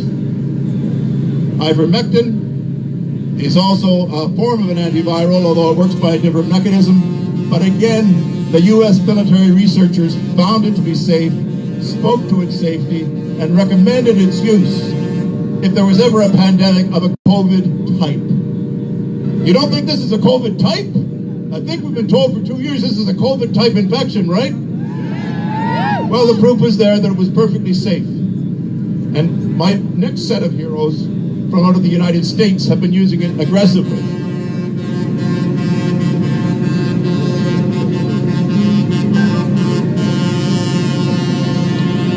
These names you will know: Dr. Pierre Corey, internist, USA; Dr. Peter McCullough, cardiologist, USA; Dr. Mary T. Bowden, fabulous intensive care specialist, Houston, USA. Dr. Bowden has saved about 1,000 patients through her pre-hospital clinic and continues to do to this moment. Now, they're smart people. They're smart enough for me to respect their opinions and their reasons for having their opinions. You're smart people because you've observed and you know some of the things that they've told you on the internet or YouTube or wherever they've managed to get the message out to. But it doesn't need to be that way. There's many countries where it's being used aggressively and appropriately.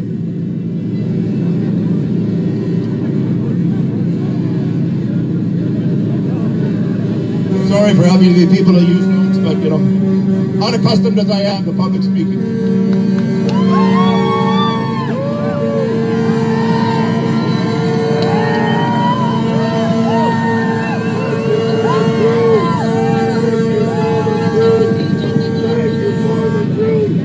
Thank you for the truth. Thank you for the truth. Thank you for the truth. And it is the truth. All right, here's a bit more truth.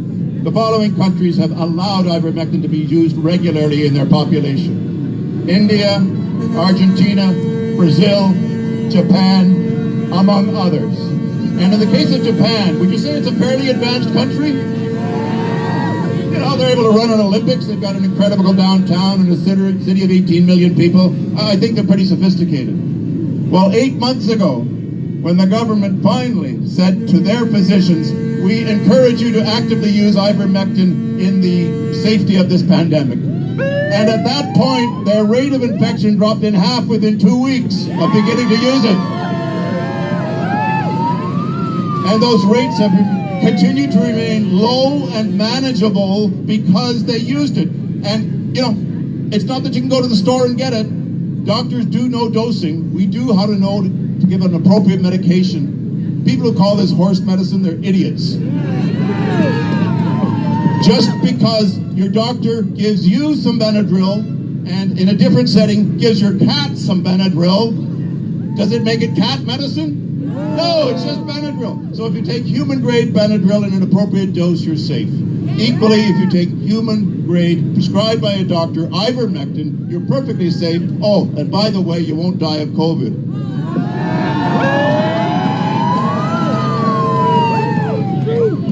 Thank you for the truth.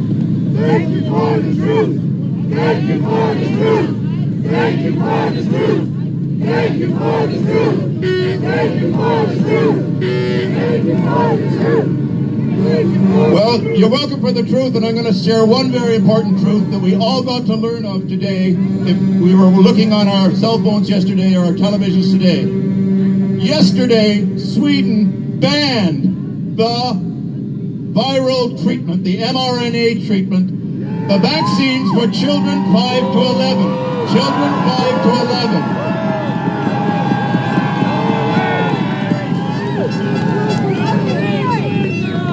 And it wasn't a political decision. It wasn't a crowd making the decision. This is the most serious scientists of Sweden deciding that the risks to children are so high compared to the minimal assistance of getting the vaccine.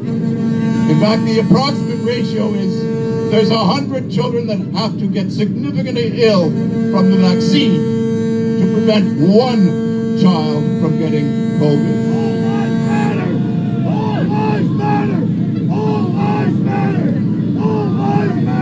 Well, in any case, that's all the news I've got for you. I really praise Sweden for stepping forward and making it illegal and wrong and impossible for a child 12 and under to receive this vaccine. I expect Sweden to change it so that even 17 and below is stopped within the next 2 weeks. It's just too damaging.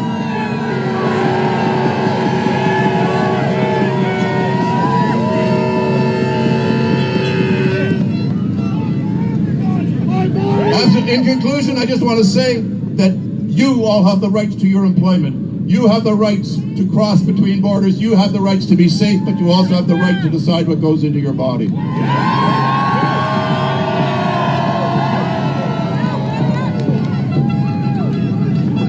One more page. Hang in with me.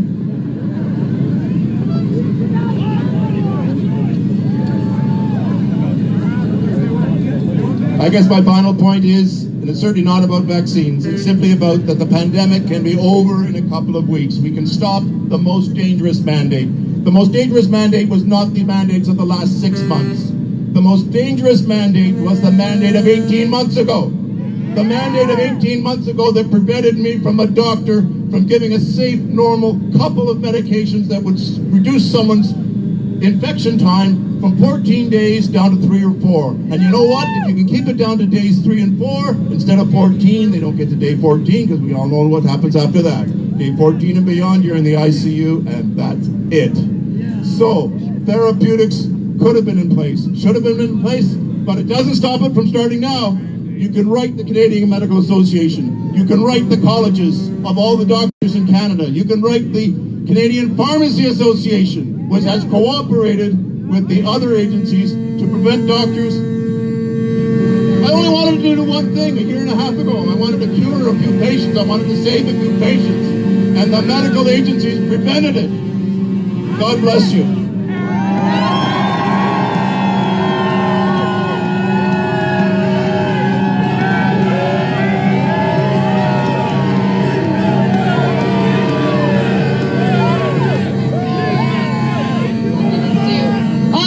Ladies and gentlemen, just so you know, here on this hill, there's a lot of ivermectin dealers in the far corners. So if you're looking for some ivermectin, go check by the West Block. There's some dealers over at the East Block. We're We're having none of it. Early treatment is the way. Get it in ya. It's good for ya. I'll hand the virus over to Dagny here. So Bethan, who's your dealer? I got a few doctors right here. We can get ivermectin. We'll get you ivermectin, but it's better to get it off the black market at this point. We gotta keep it on the down low. The mainstream media is gonna just tear us to pieces.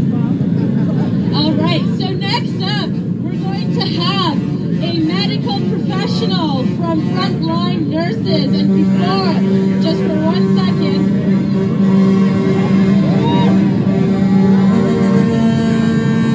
OK, on aimerait remercier tous nos orateurs ici aujourd'hui.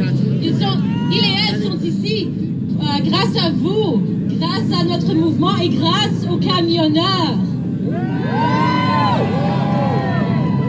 Et on aimerait souligner le fait que c'est grâce à nos camionneurs qu'on est ici.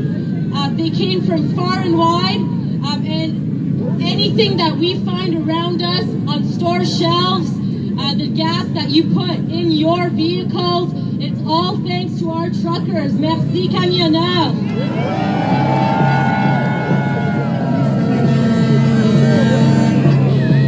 So we have Kristen Nagel here, an amazing nurse and freedom fighter, the co-founder of Frontline Nurses. Thank you. Hello, Canada! Let's just say hello, the world. All eyes are on Canada right now. And I am so emotional. Been in and out of crying just for weeks, leading up to this for days, and right now. So bear with me. You guys have to do an exercise I do at all my local rallies. So I'm going to start on this side. I need you to repeat after me. I am free. I am free. I am free. I am free. I am free. I am free. And everyone all together. I am free.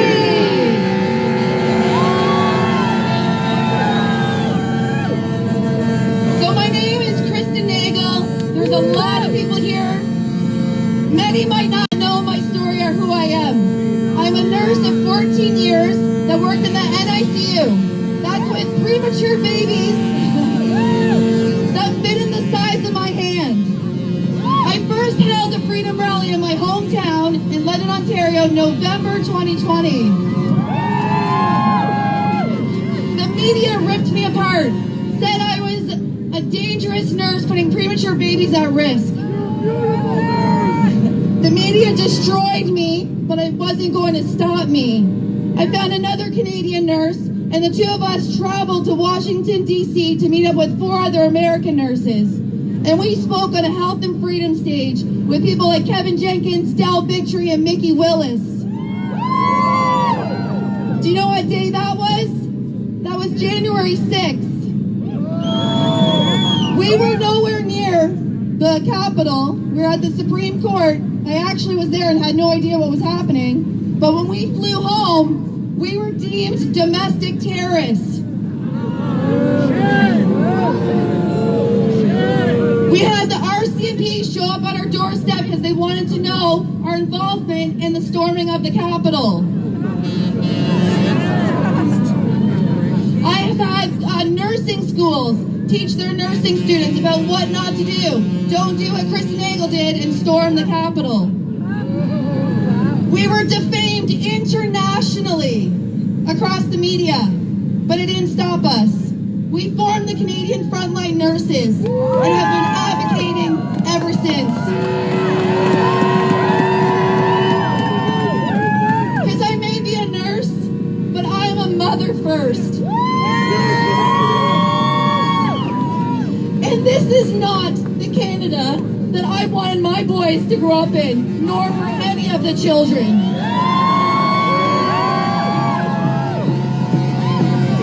We are not a country of hate, of anger, of segregation, or discrimination. We are Canadian, and we are proud, and we are peaceful. and we are loving, just like we are showing the world these past few days, and this is just the start.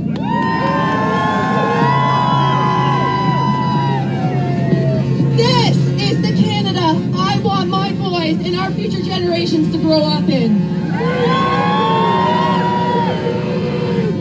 We've had people that stayed up all night shoveling the Parliament walkway here. People are cleaning up garbage. People are making sure people have food, rooms, showers, bathrooms. They're looking out for each other. This is Canada. This is uniting, and we are uniting the world.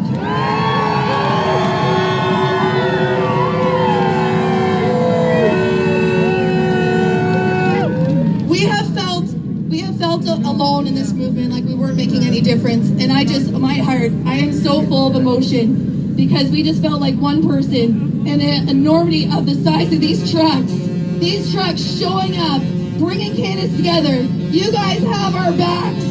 Thank you, truckers!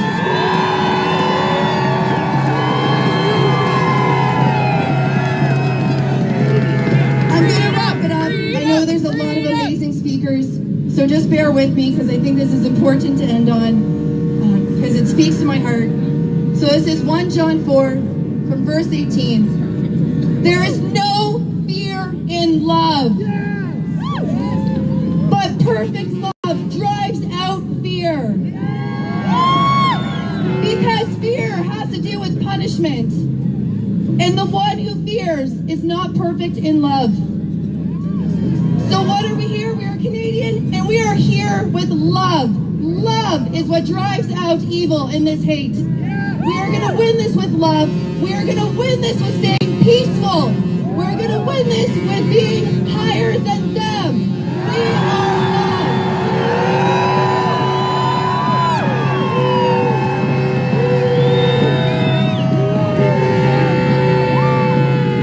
And just remember, it doesn't end here in Ottawa. It doesn't end here when you leave this Parliament. It doesn't end when you go back home. Enough is enough. We are here. The people have spoken. We have drawn the line, and we are free. There's no more complying. We are done.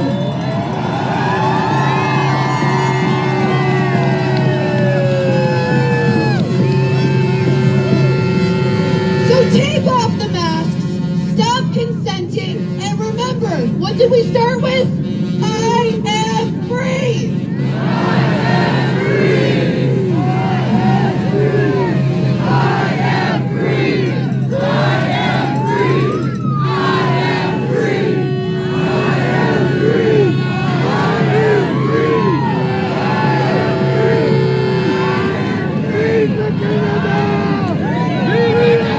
am free. Thank you very much, Canada. Thank you to everyone that's here and watching abroad. Thank you to the world. Thank you for all your support. And thank you, truckers!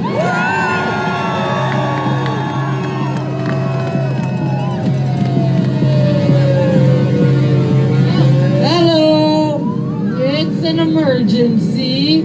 Oh my goodness, we've got like so many more amazing speakers, and it's getting hectic here, guys. And you know, our poor audio-visual team, we'd like to thank Advantage Audio and Wallace Sound for bringing us decent sound today. And if you ever need a crane, go see that guy get his card. You never know, you might have a big job in your backyard next summer. That's your guy. All right, that's your guy too. All right, do we have our emergency response team, or is it just Bulford? We got just Bulford. You guys might know this man. He's another famous Canadian. I'd like to introduce one of the sweetest, most incredible, driven, strong, passionate men in the world. Who's got also backed by an extraordinary wife. Where is she? Is she right down there? She's Piper. Where is she? Piper. Piper, I see you. All right, hi, family! Bulford family! I'll hand it over to Daniel Bulford.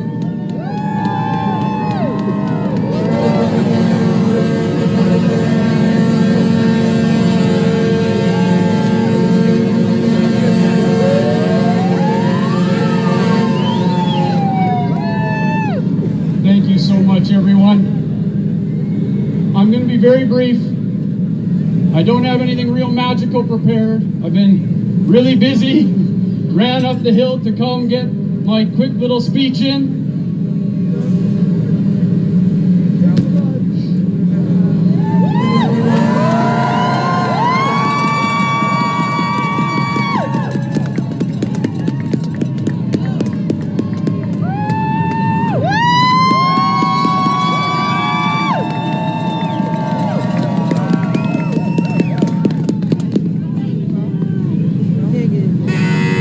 I've been up here many times for events in the last 8 years. Not quite like this.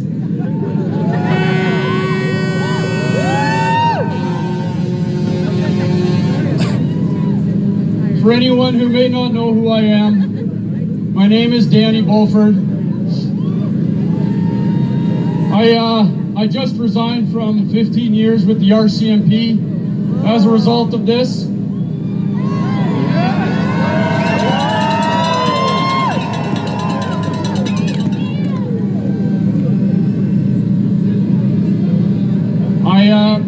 I've been a spokesperson for Mounties for Freedom since the fall. And I've also been working with another group, you've had some of their speakers up here already, called Taking Back Our Freedoms. The amazing Paul Alexander and Brian Dennison and George Bears, and the list goes on and on. Dr. Jessica Rose. It's surreal, the people I've come into contact with as a result of all this. Incredible people that were very heroic, very early, speaking out against what we all can see was wrong with what the government was doing, with the authoritarian style overreach into our private lives. Yes.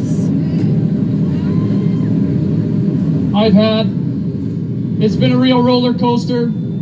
I've had many ups, many downs.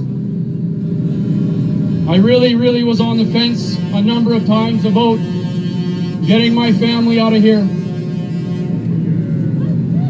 And I can tell you right now, nothing has given me this much hope in a long time.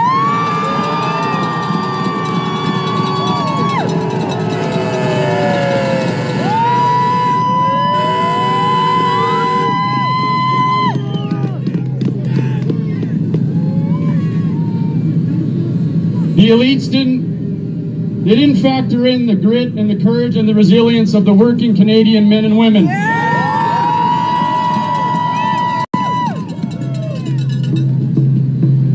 I love you all. God bless our truckers. And God bless all of you for coming down here and showing what freedom and unity and Canada is all about.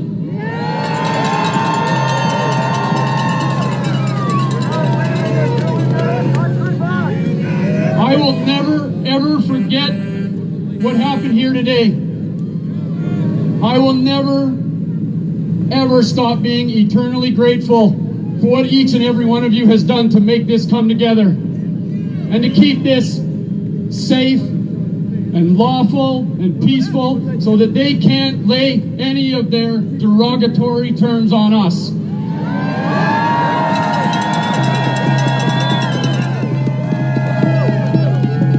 There is no way this many people are a fringe minority.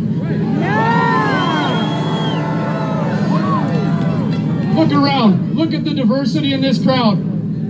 We are all here for one reason and one reason only, and that is to demand that we have our freedom over our bodily autonomy.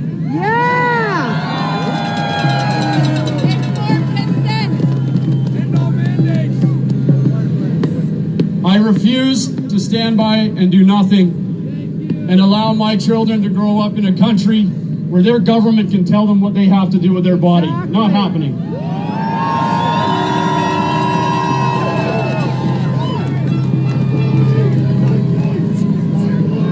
My choice, my body, my choice. My body, my choice. My body, my choice. My body, my choice. My body, my choice. My body, my choice. My body, my choice. you, everyone, from the deepest recess of my heart. Thank you. I just want to say one more thing. Some might agree, some might not. But I know a lot of the incredible men and women up here that are here to keep us safe. I know that there might be mixed views, but I can tell you I worked with many of them and they are great people.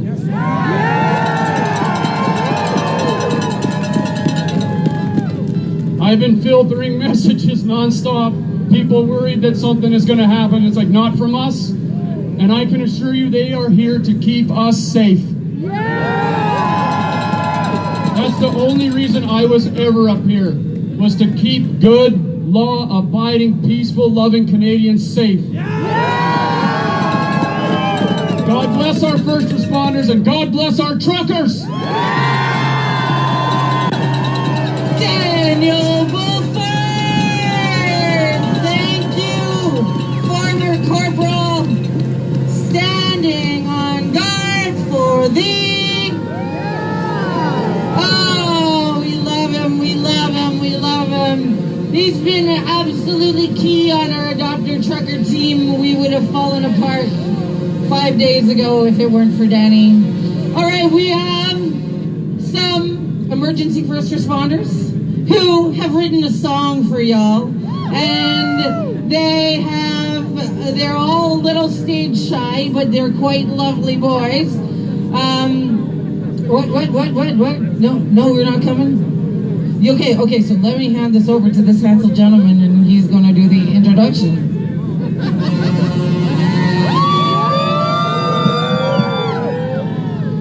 My name's Martin Otino, and Danny Bulford is my boss. We're here on the safety team. We're firefighters.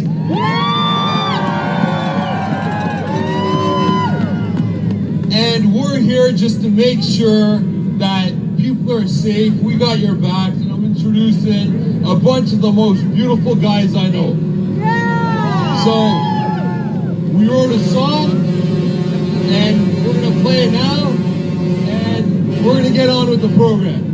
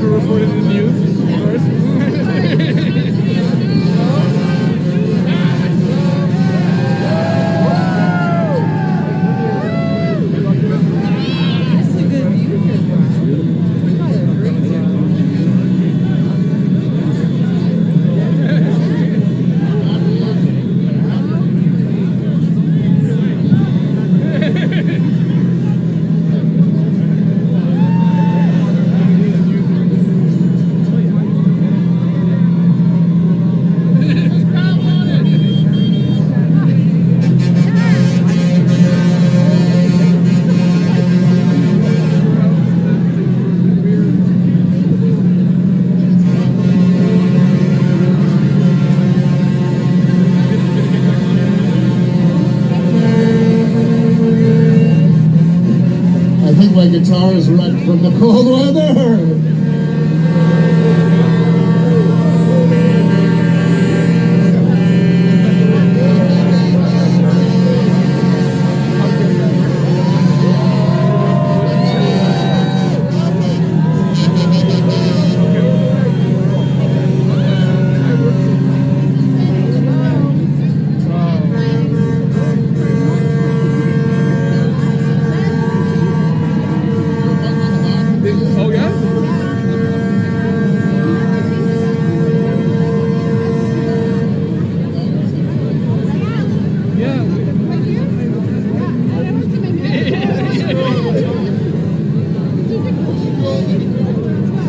is there another guitar here close by we can plug in?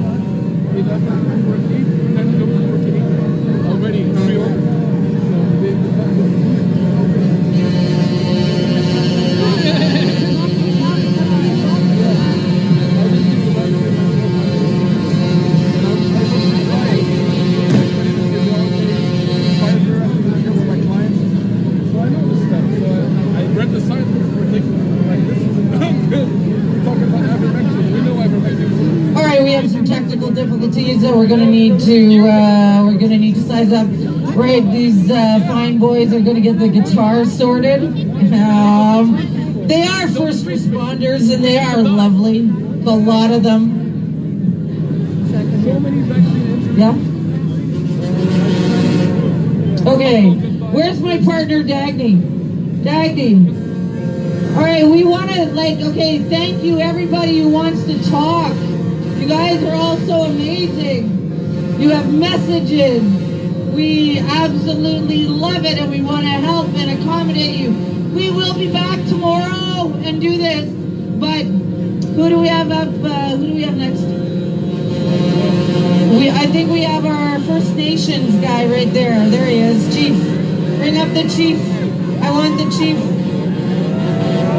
All right, part of our fringe minority, guys. We have to make sure we include the fringe.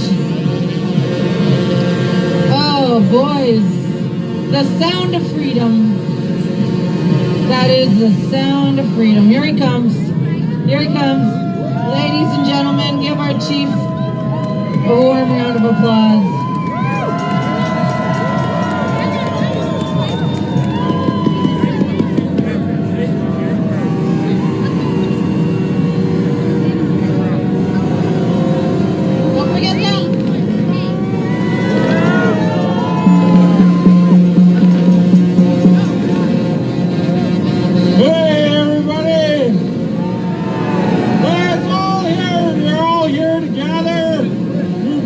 And love for our country and the freedom for our children for the next 7 generations. My name is Chief Anderson. Been involved with Chris Kai speaking across the nation as well as Pat King for bringing the truckers in and calling them here with this little fringe of people.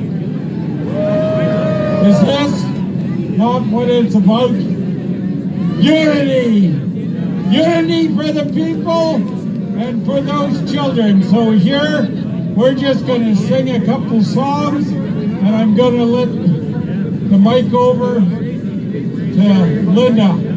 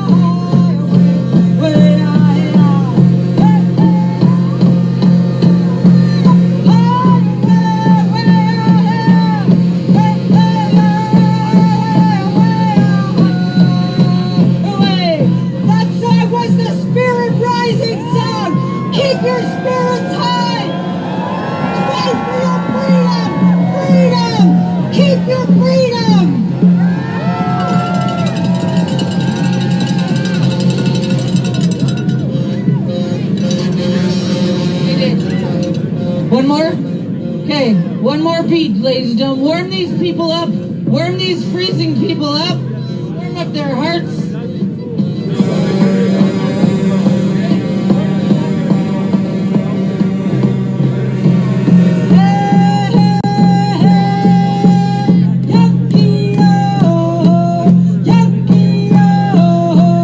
Hey.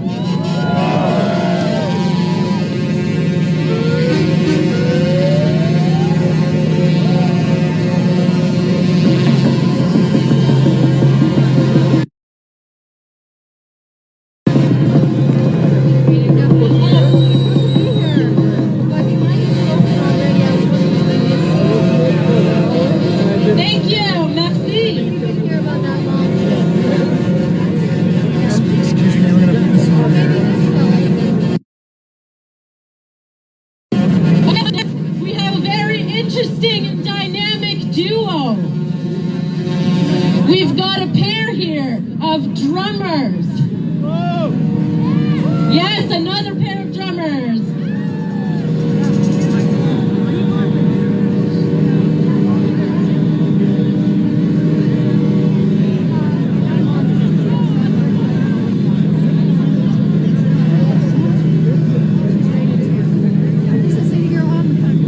All right, so they've been walking around the convoys and they've been raising spirits and encouraging truckers to stay and hold the line.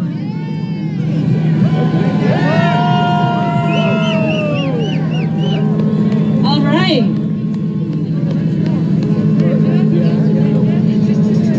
Salut Ottawa! Nous sommes ici depuis vendredi. Nous jouons du tambour dans les rues.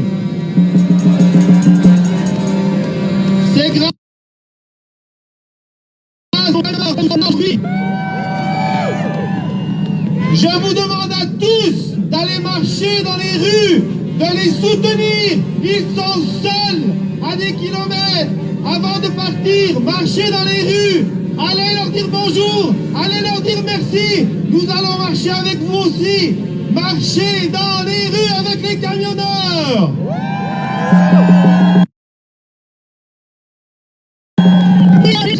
Friday, and we've been drumming in the streets, supporting the truckers that are stuck in the streets, and it's a right.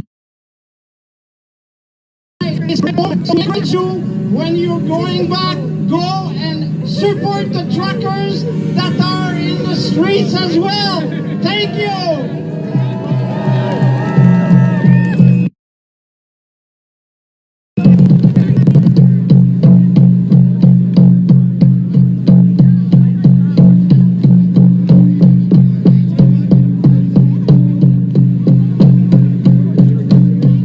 This is the beat of life. This is the beat of freedom. We all got it inside of us.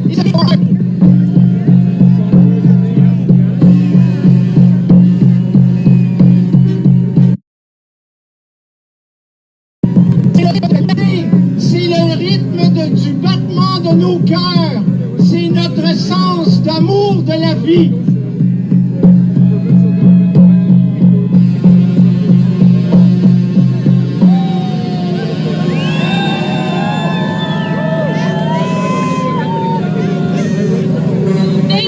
Thank you for the cheer and the love.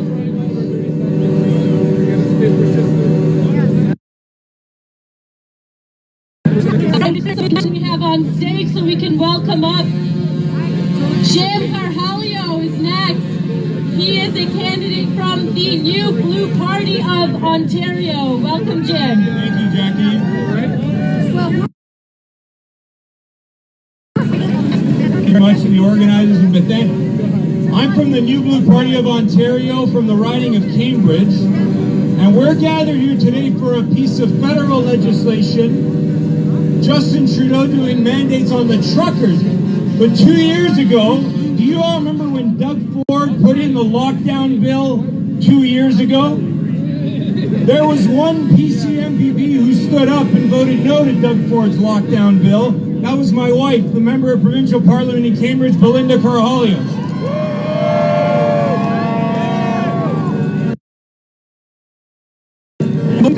But she said, Jim, you got to get down to Queen's Park, challenging the Doug Ford government. She forced them to vote against that vaccination mandatory in healthcare education, and the PCs support. The PCs back down and flip. And he was for all that support from Belinda.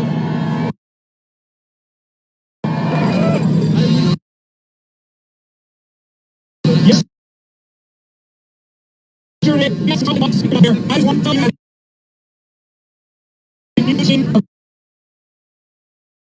Maggie and Rocky,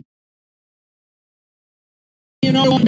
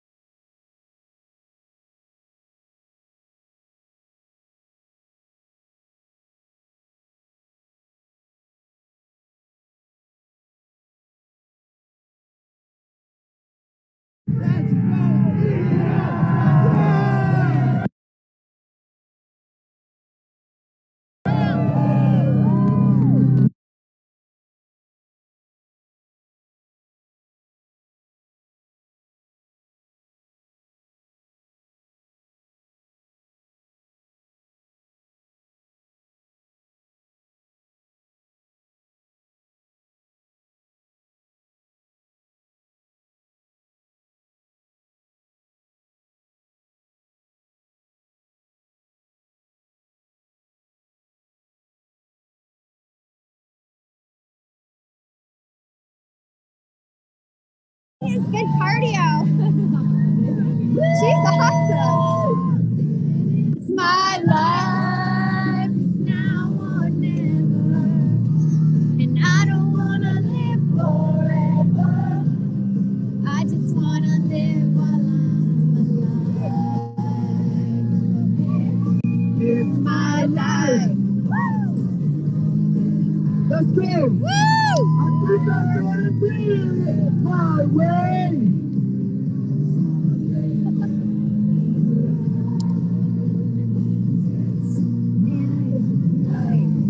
Yes! Oh, that girl. Who is that girl? We have to find out. Is that your girl? No. Oh.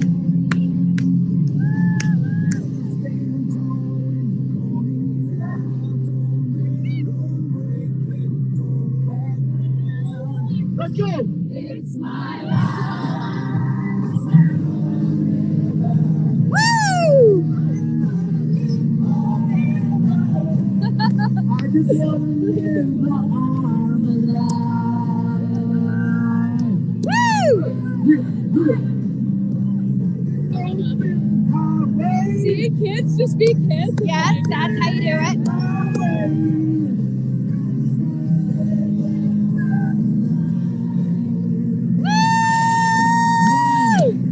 Yeah, girl.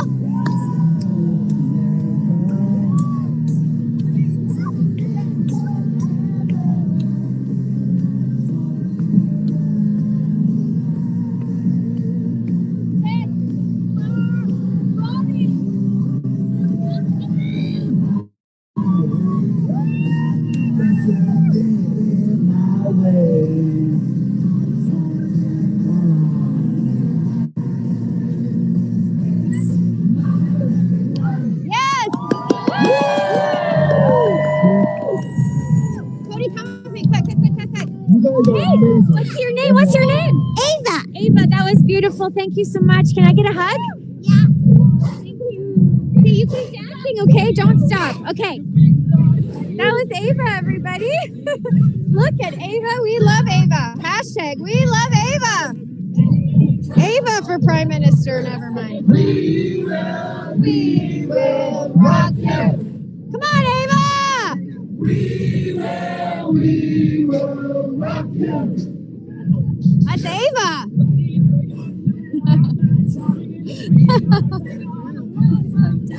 Blood on your face, you big disgrace. Kicking your hand all over the place, singing, we will rock you. We will rock you.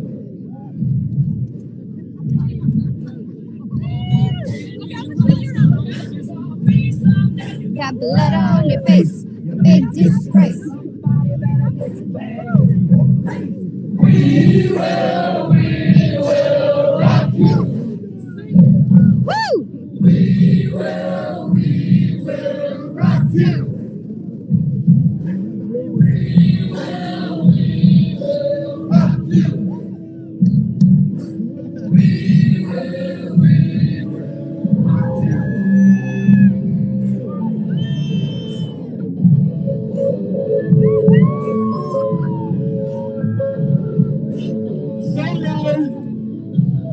Okay, right on. All right, whereabouts is Lilo? Should I go find her? Lilo? Yeah, let's head back that way. I need to warm up. Yes! Oh, sorry, I was putting my hands away. I'm so cold. Thank you so much. Yes, Are you we guys are. in here for the long haul? We're actually first day to leave tomorrow. What I hear is going to be like a lot more police practice, you know. I hope these truckers they don't give up because probably it's like, oh, everybody has to go to work, you know. I think they're figuring it out today. I think they're going to figure it out today. That's good. Yes, that's right. We're all here for the same reasons, that's for sure. Thank you so much for following Freedom Central Canada. I appreciate it. Have a great day. Thank you. Thank you so much. Thank you. Oh, look at all these smiling faces, everyone. Super nice to see. I love it. Loving it. Yep. When you mask up, you hide smiles. Okay, we're gonna regroup here. Thanks for hanging out with us today, you guys. Sunday, January the 30th. Selena Paley and Cody Coots here with you today with Freedom Central Canada on the grounds of Ottawa, Parliament Hill. D-Day number 2. Freedom Convoy 2022, the Canadian freedom movement to end all mandates, not just for truckers, for everybody, for everyone in every province. We're in this together. We are all in this together. Okay, so here's the deal. We are cold. We are very cold and we're running low on battery. So what we're gonna do is we'll probably end this live. Oh, is that? It is. It's Todd from Winnipeg Alternative Media. Oh my God, we found you! I don't believe it. This is Cody Coots. This is Freedom Central How Canada. you doing, brother? Cody Coots, what a wonderful freedom fighter from Saskatchewan. Yes. Thank you.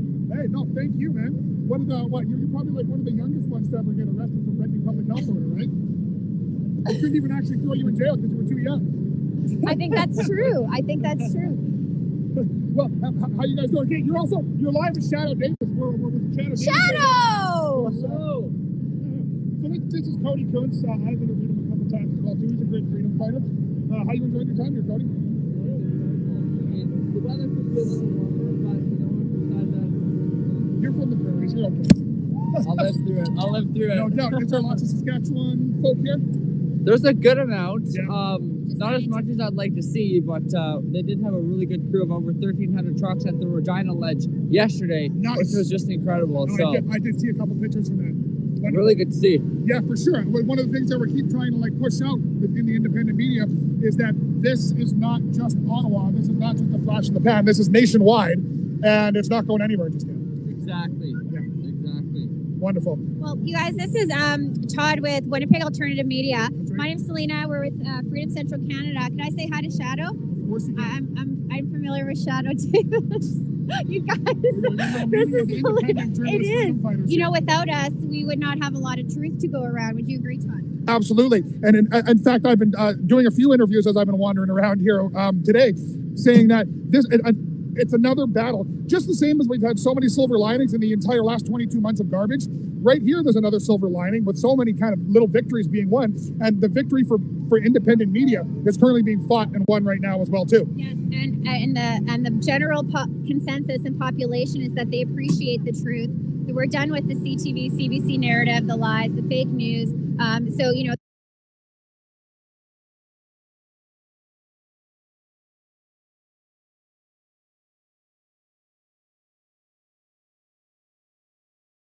taking it! Yeah! Liberté! Liberté! Liberté! Liberté! Liberté! Liberté! Liberté!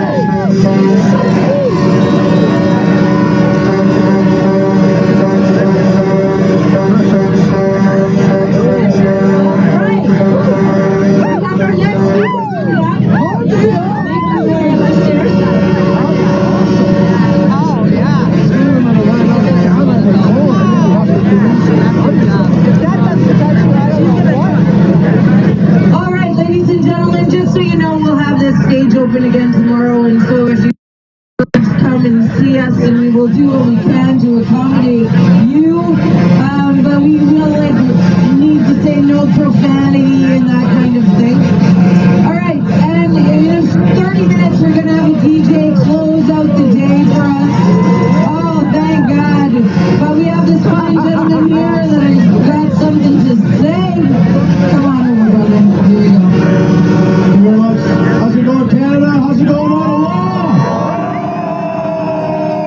This is truly incredible. I've never felt anything like this in my entire life. Neither have I. That's been brought together here in this great city of Ottawa, our nation's capital.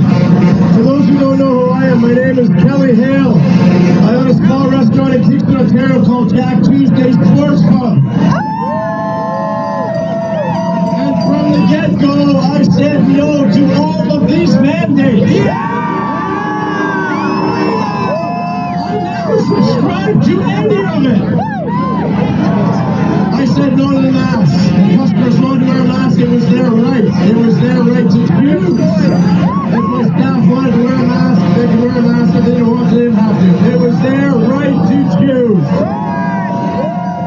When they were bringing in the vax passports, I publicly protested with a sign at the front of my restaurant saying, "Say no to vax passports, or welcome to Jack's." So I put it in my back, and they came after me, and they came after me hard. God compelled me to put that sign up, so I have God to thank for this right now. First, they came and took my liquor license from me, thinking that was going to stop things. Oh no! Yeah, good luck. Yeah, my business tripled. People were driving as far as 5 hours away to come to Kingston to support me in the cause and to support our rights and our freedoms. Then they came with a public health 22 order to close my business down and suspended my business license. Well, the next day I opened up again in defiance of that order. So then, they came at me, public health, with a court order to shut my doors. And once again, I said no. I told the police and the sheriff to leave. They did, thankfully. From there, they gave me a contempt of court charge for saying no to that court order. So I've been in the courts for the last few months fighting this and appealing things and trying to fight back the public health. But here's the thing, I knew from the get-go that these mandates were just that, mandates, not a law. It's an offer to contract. And guess what I never did? I never contracted with any of this. So they had nothing. Public health had a complaint, and they came and said it was voluntary and educational, and because I was not going to comply, because it was voluntary, they did not follow any further on the complaint. But yet it escalated. And with the help of Dan Fruzy and my paralegal, James Scarf, who's an incredible lady, we've been fighting this injustice. And in court, in Superior Court, as I'm representing myself, we had the top dog testify under oath saying that masks do not stop transmission of this said virus. And that vaccinated or not, you can still spread said virus. And the other thing that really is the kicker here is that with respect to the reopening act of Ontario, we proved that there is no enforcement, which means it's voluntary, okay? So with no enforcement, they can't stop what I'm saying that I don't want to do. So they never had any justification to do this, and we've proven all this. We've proven it in court because the top doctor has said he knows there's no enforcement. So we have proven this to be smoke and mirrors. It's all smoke and mirrors, folks. So take the mask off, okay? Stand up! Unify us! Here in this great nation! In this great city! Take it back, folks! This is our country! And I'm not going to stop fighting! And these wonderful truckers, God bless you all! Thank you for bringing this together! This is our country! We have a great nation! And we are making a difference! And the House of Cards is falling very fast, folks. The narrative, it's done. Okay? Keep fighting for what we're fighting for here, folks. It's always been for me your right to choose what you put in your body, what you do with it. It's always been that way. So I just want to say God bless everybody here. God bless the truckers. Thank you for giving me a voice, everybody. God bless you.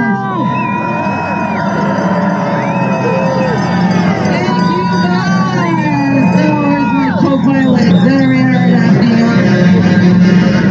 Okay, next up we have a young gentleman here by the name of Tyler, and he wants to let us know that our freedom is ours and inspire us with a little speech as to how we need to defend what is already ours. Tyler, take it away.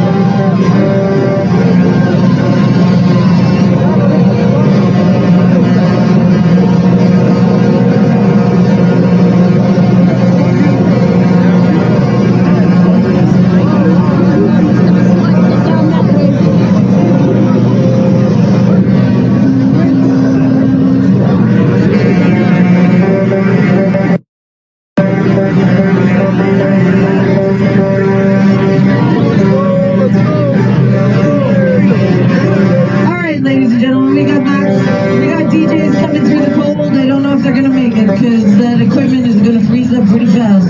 So in the meantime, we're going to buy some time with some incredible local talent. He's promoting a podcast. You're kicking my line there. Yeah, sister, that's fine. You can carry on. All right, here we go. Max, come, let's do this.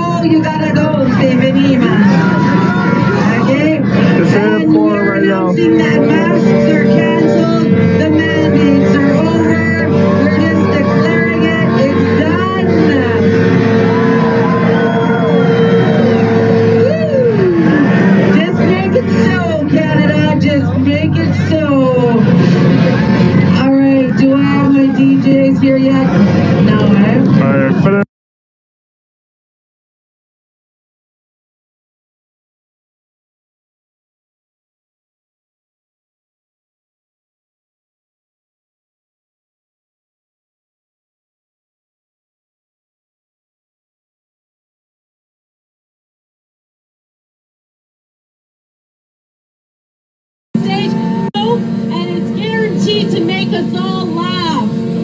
Come on over, David.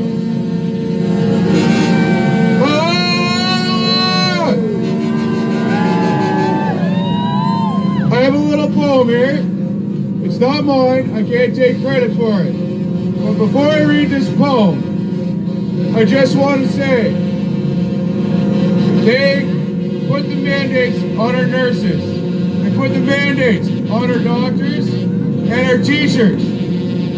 The Truckers Alliance is telling these fine gentlemen, go talk to your MPP, write letters. Well, that's what our nurses did, and that's what our doctors did, and that's what our teachers did. And the truckers said, no more! We'll show you how it's done!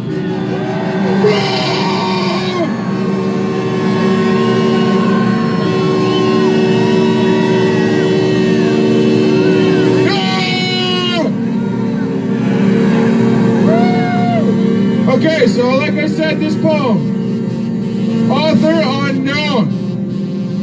When I read this first sentence, I know some of you are going to feel a bit of anger, but please, hear me to the end, because the end, you will laugh your ass off. It's based on the Lord's Prayer. Trudeau is my shepherd, I shall not want. He maketh me lie down on park benches. He leadeth me beside still factories. He restoreth my faith in the Conservative Party. He guides me in the path of unemployment. Yea, though I walk through the valley of soup kitchens, I shall be hungry. He hath anointed my income with taxes. My expenses runneth over. Surely, poverty, hardships shall follow me all the days of my life. And I shall live in a rented house forever. I am glad I'm Canadian, I'm glad that I'm free. But I wish I was a little dog and Trudeau was a tree!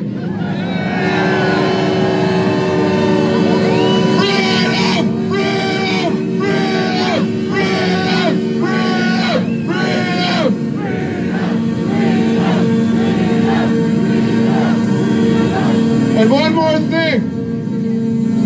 These fine gentlemen that are being our security here are firefighters.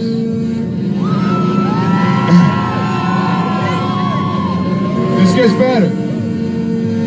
Not only are firefighters, they're here as volunteers. They're not getting paid. This is their own time. It gets better. All of these fine gentlemen that are firefighters are no longer working because they refuse to bow down! They're free Canadians!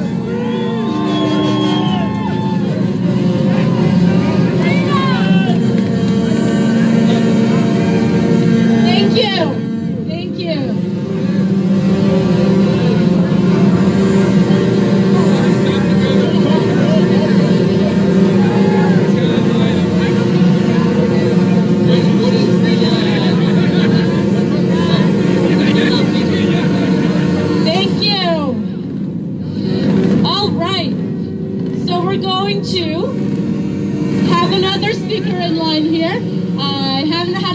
To meet you, I'm sorry, so I'll have you introduce yourself.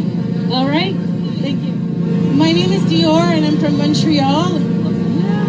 So I'm from Montreal. For the last 2 years, we've been stuck in our homes.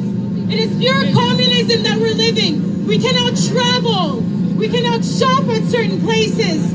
There are places where we cannot go to. This is not the Canada that we know. The Canada that we know is a country that is free, where people are free to think, free to live, free to be. That's what our country is. But the communism that's coming, open your eyes. Wake up! Wake up! This is real. We are losing our freedom. We are losing our lives. And they're coming after our children who are healthy. And so are we. They hate HCQ. They hate ivermectin. They're blaming people for the death. The death is on their hands, not ours. Their hands. And they work for us, not the other way around. We pay them. We don't pay them to tell us what to do.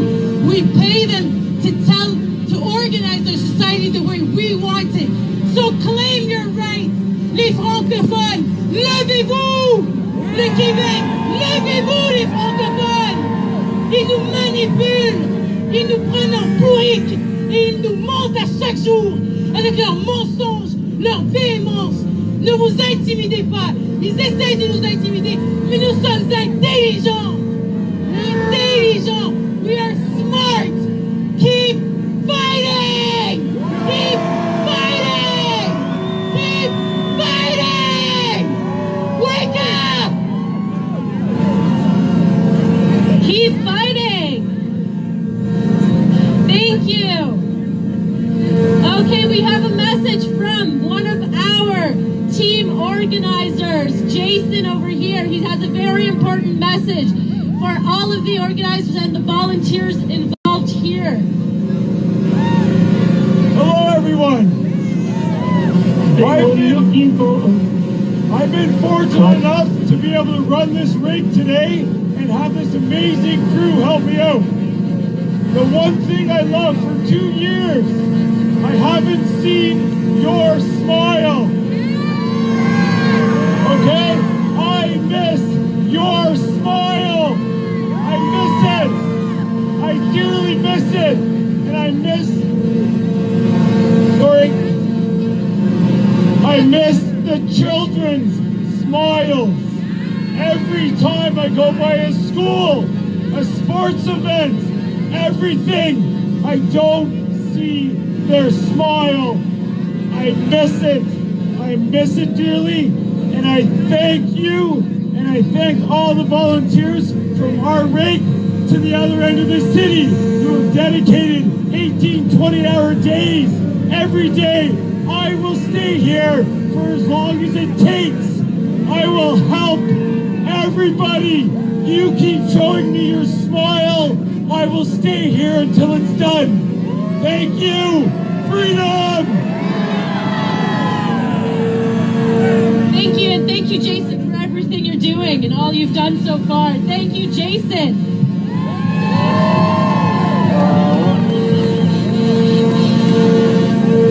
And of course, none of this would be possible without hard-working people in the background. People who are working tirelessly to raise money and get donations for people who are giving up their homes for people to sleep in, to feed truckers, to let them have a shower.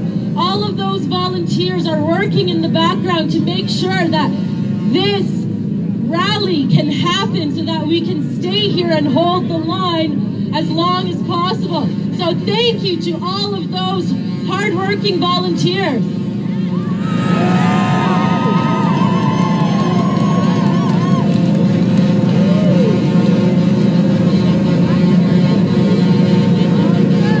And I want to make a little announcement that none of this would be possible without your donations. We are still collecting donations, all of which go towards feeding and housing truckers and paying for their fuel. At GiveSendGo.com, we are still raising money to make sure that we can keep these truckers fed, warm, and watered.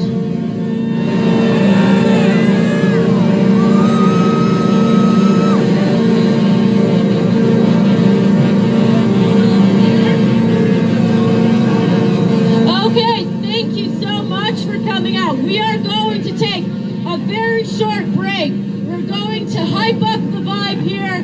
We have a DJ that's going to play some music, that's going to get us dancing, get us warmed up, and then we're going to have another lineup of speakers later in the afternoon.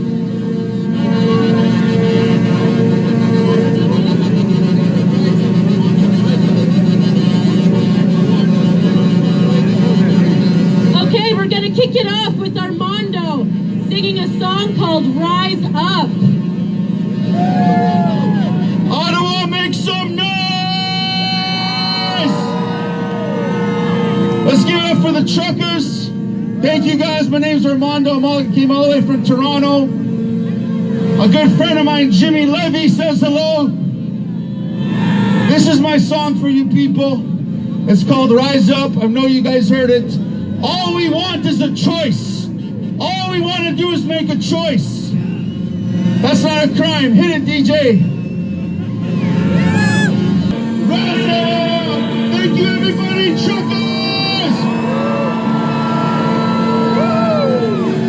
Love you guys.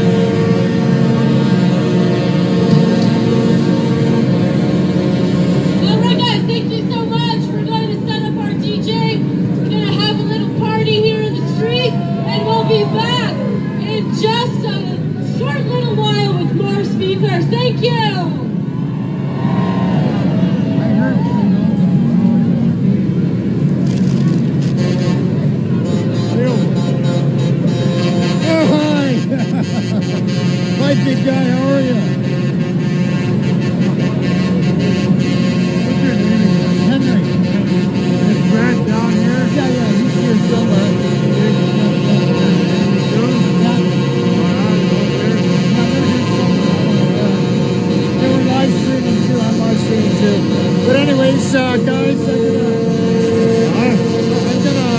gonna go down and show everybody online.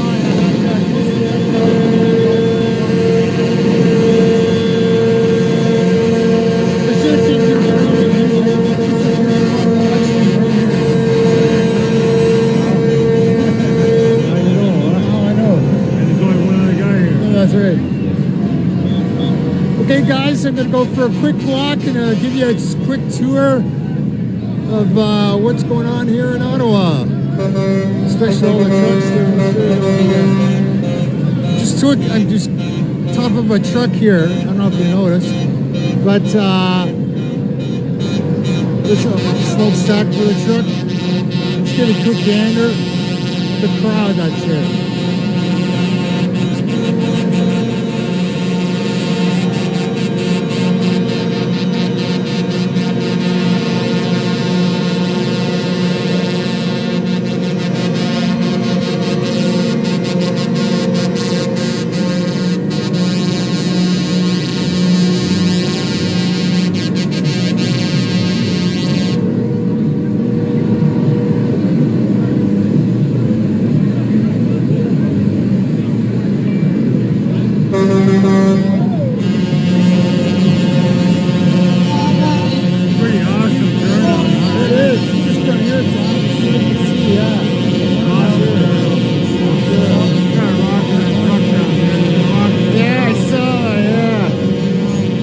Guys in the distance, we're rocking this truck.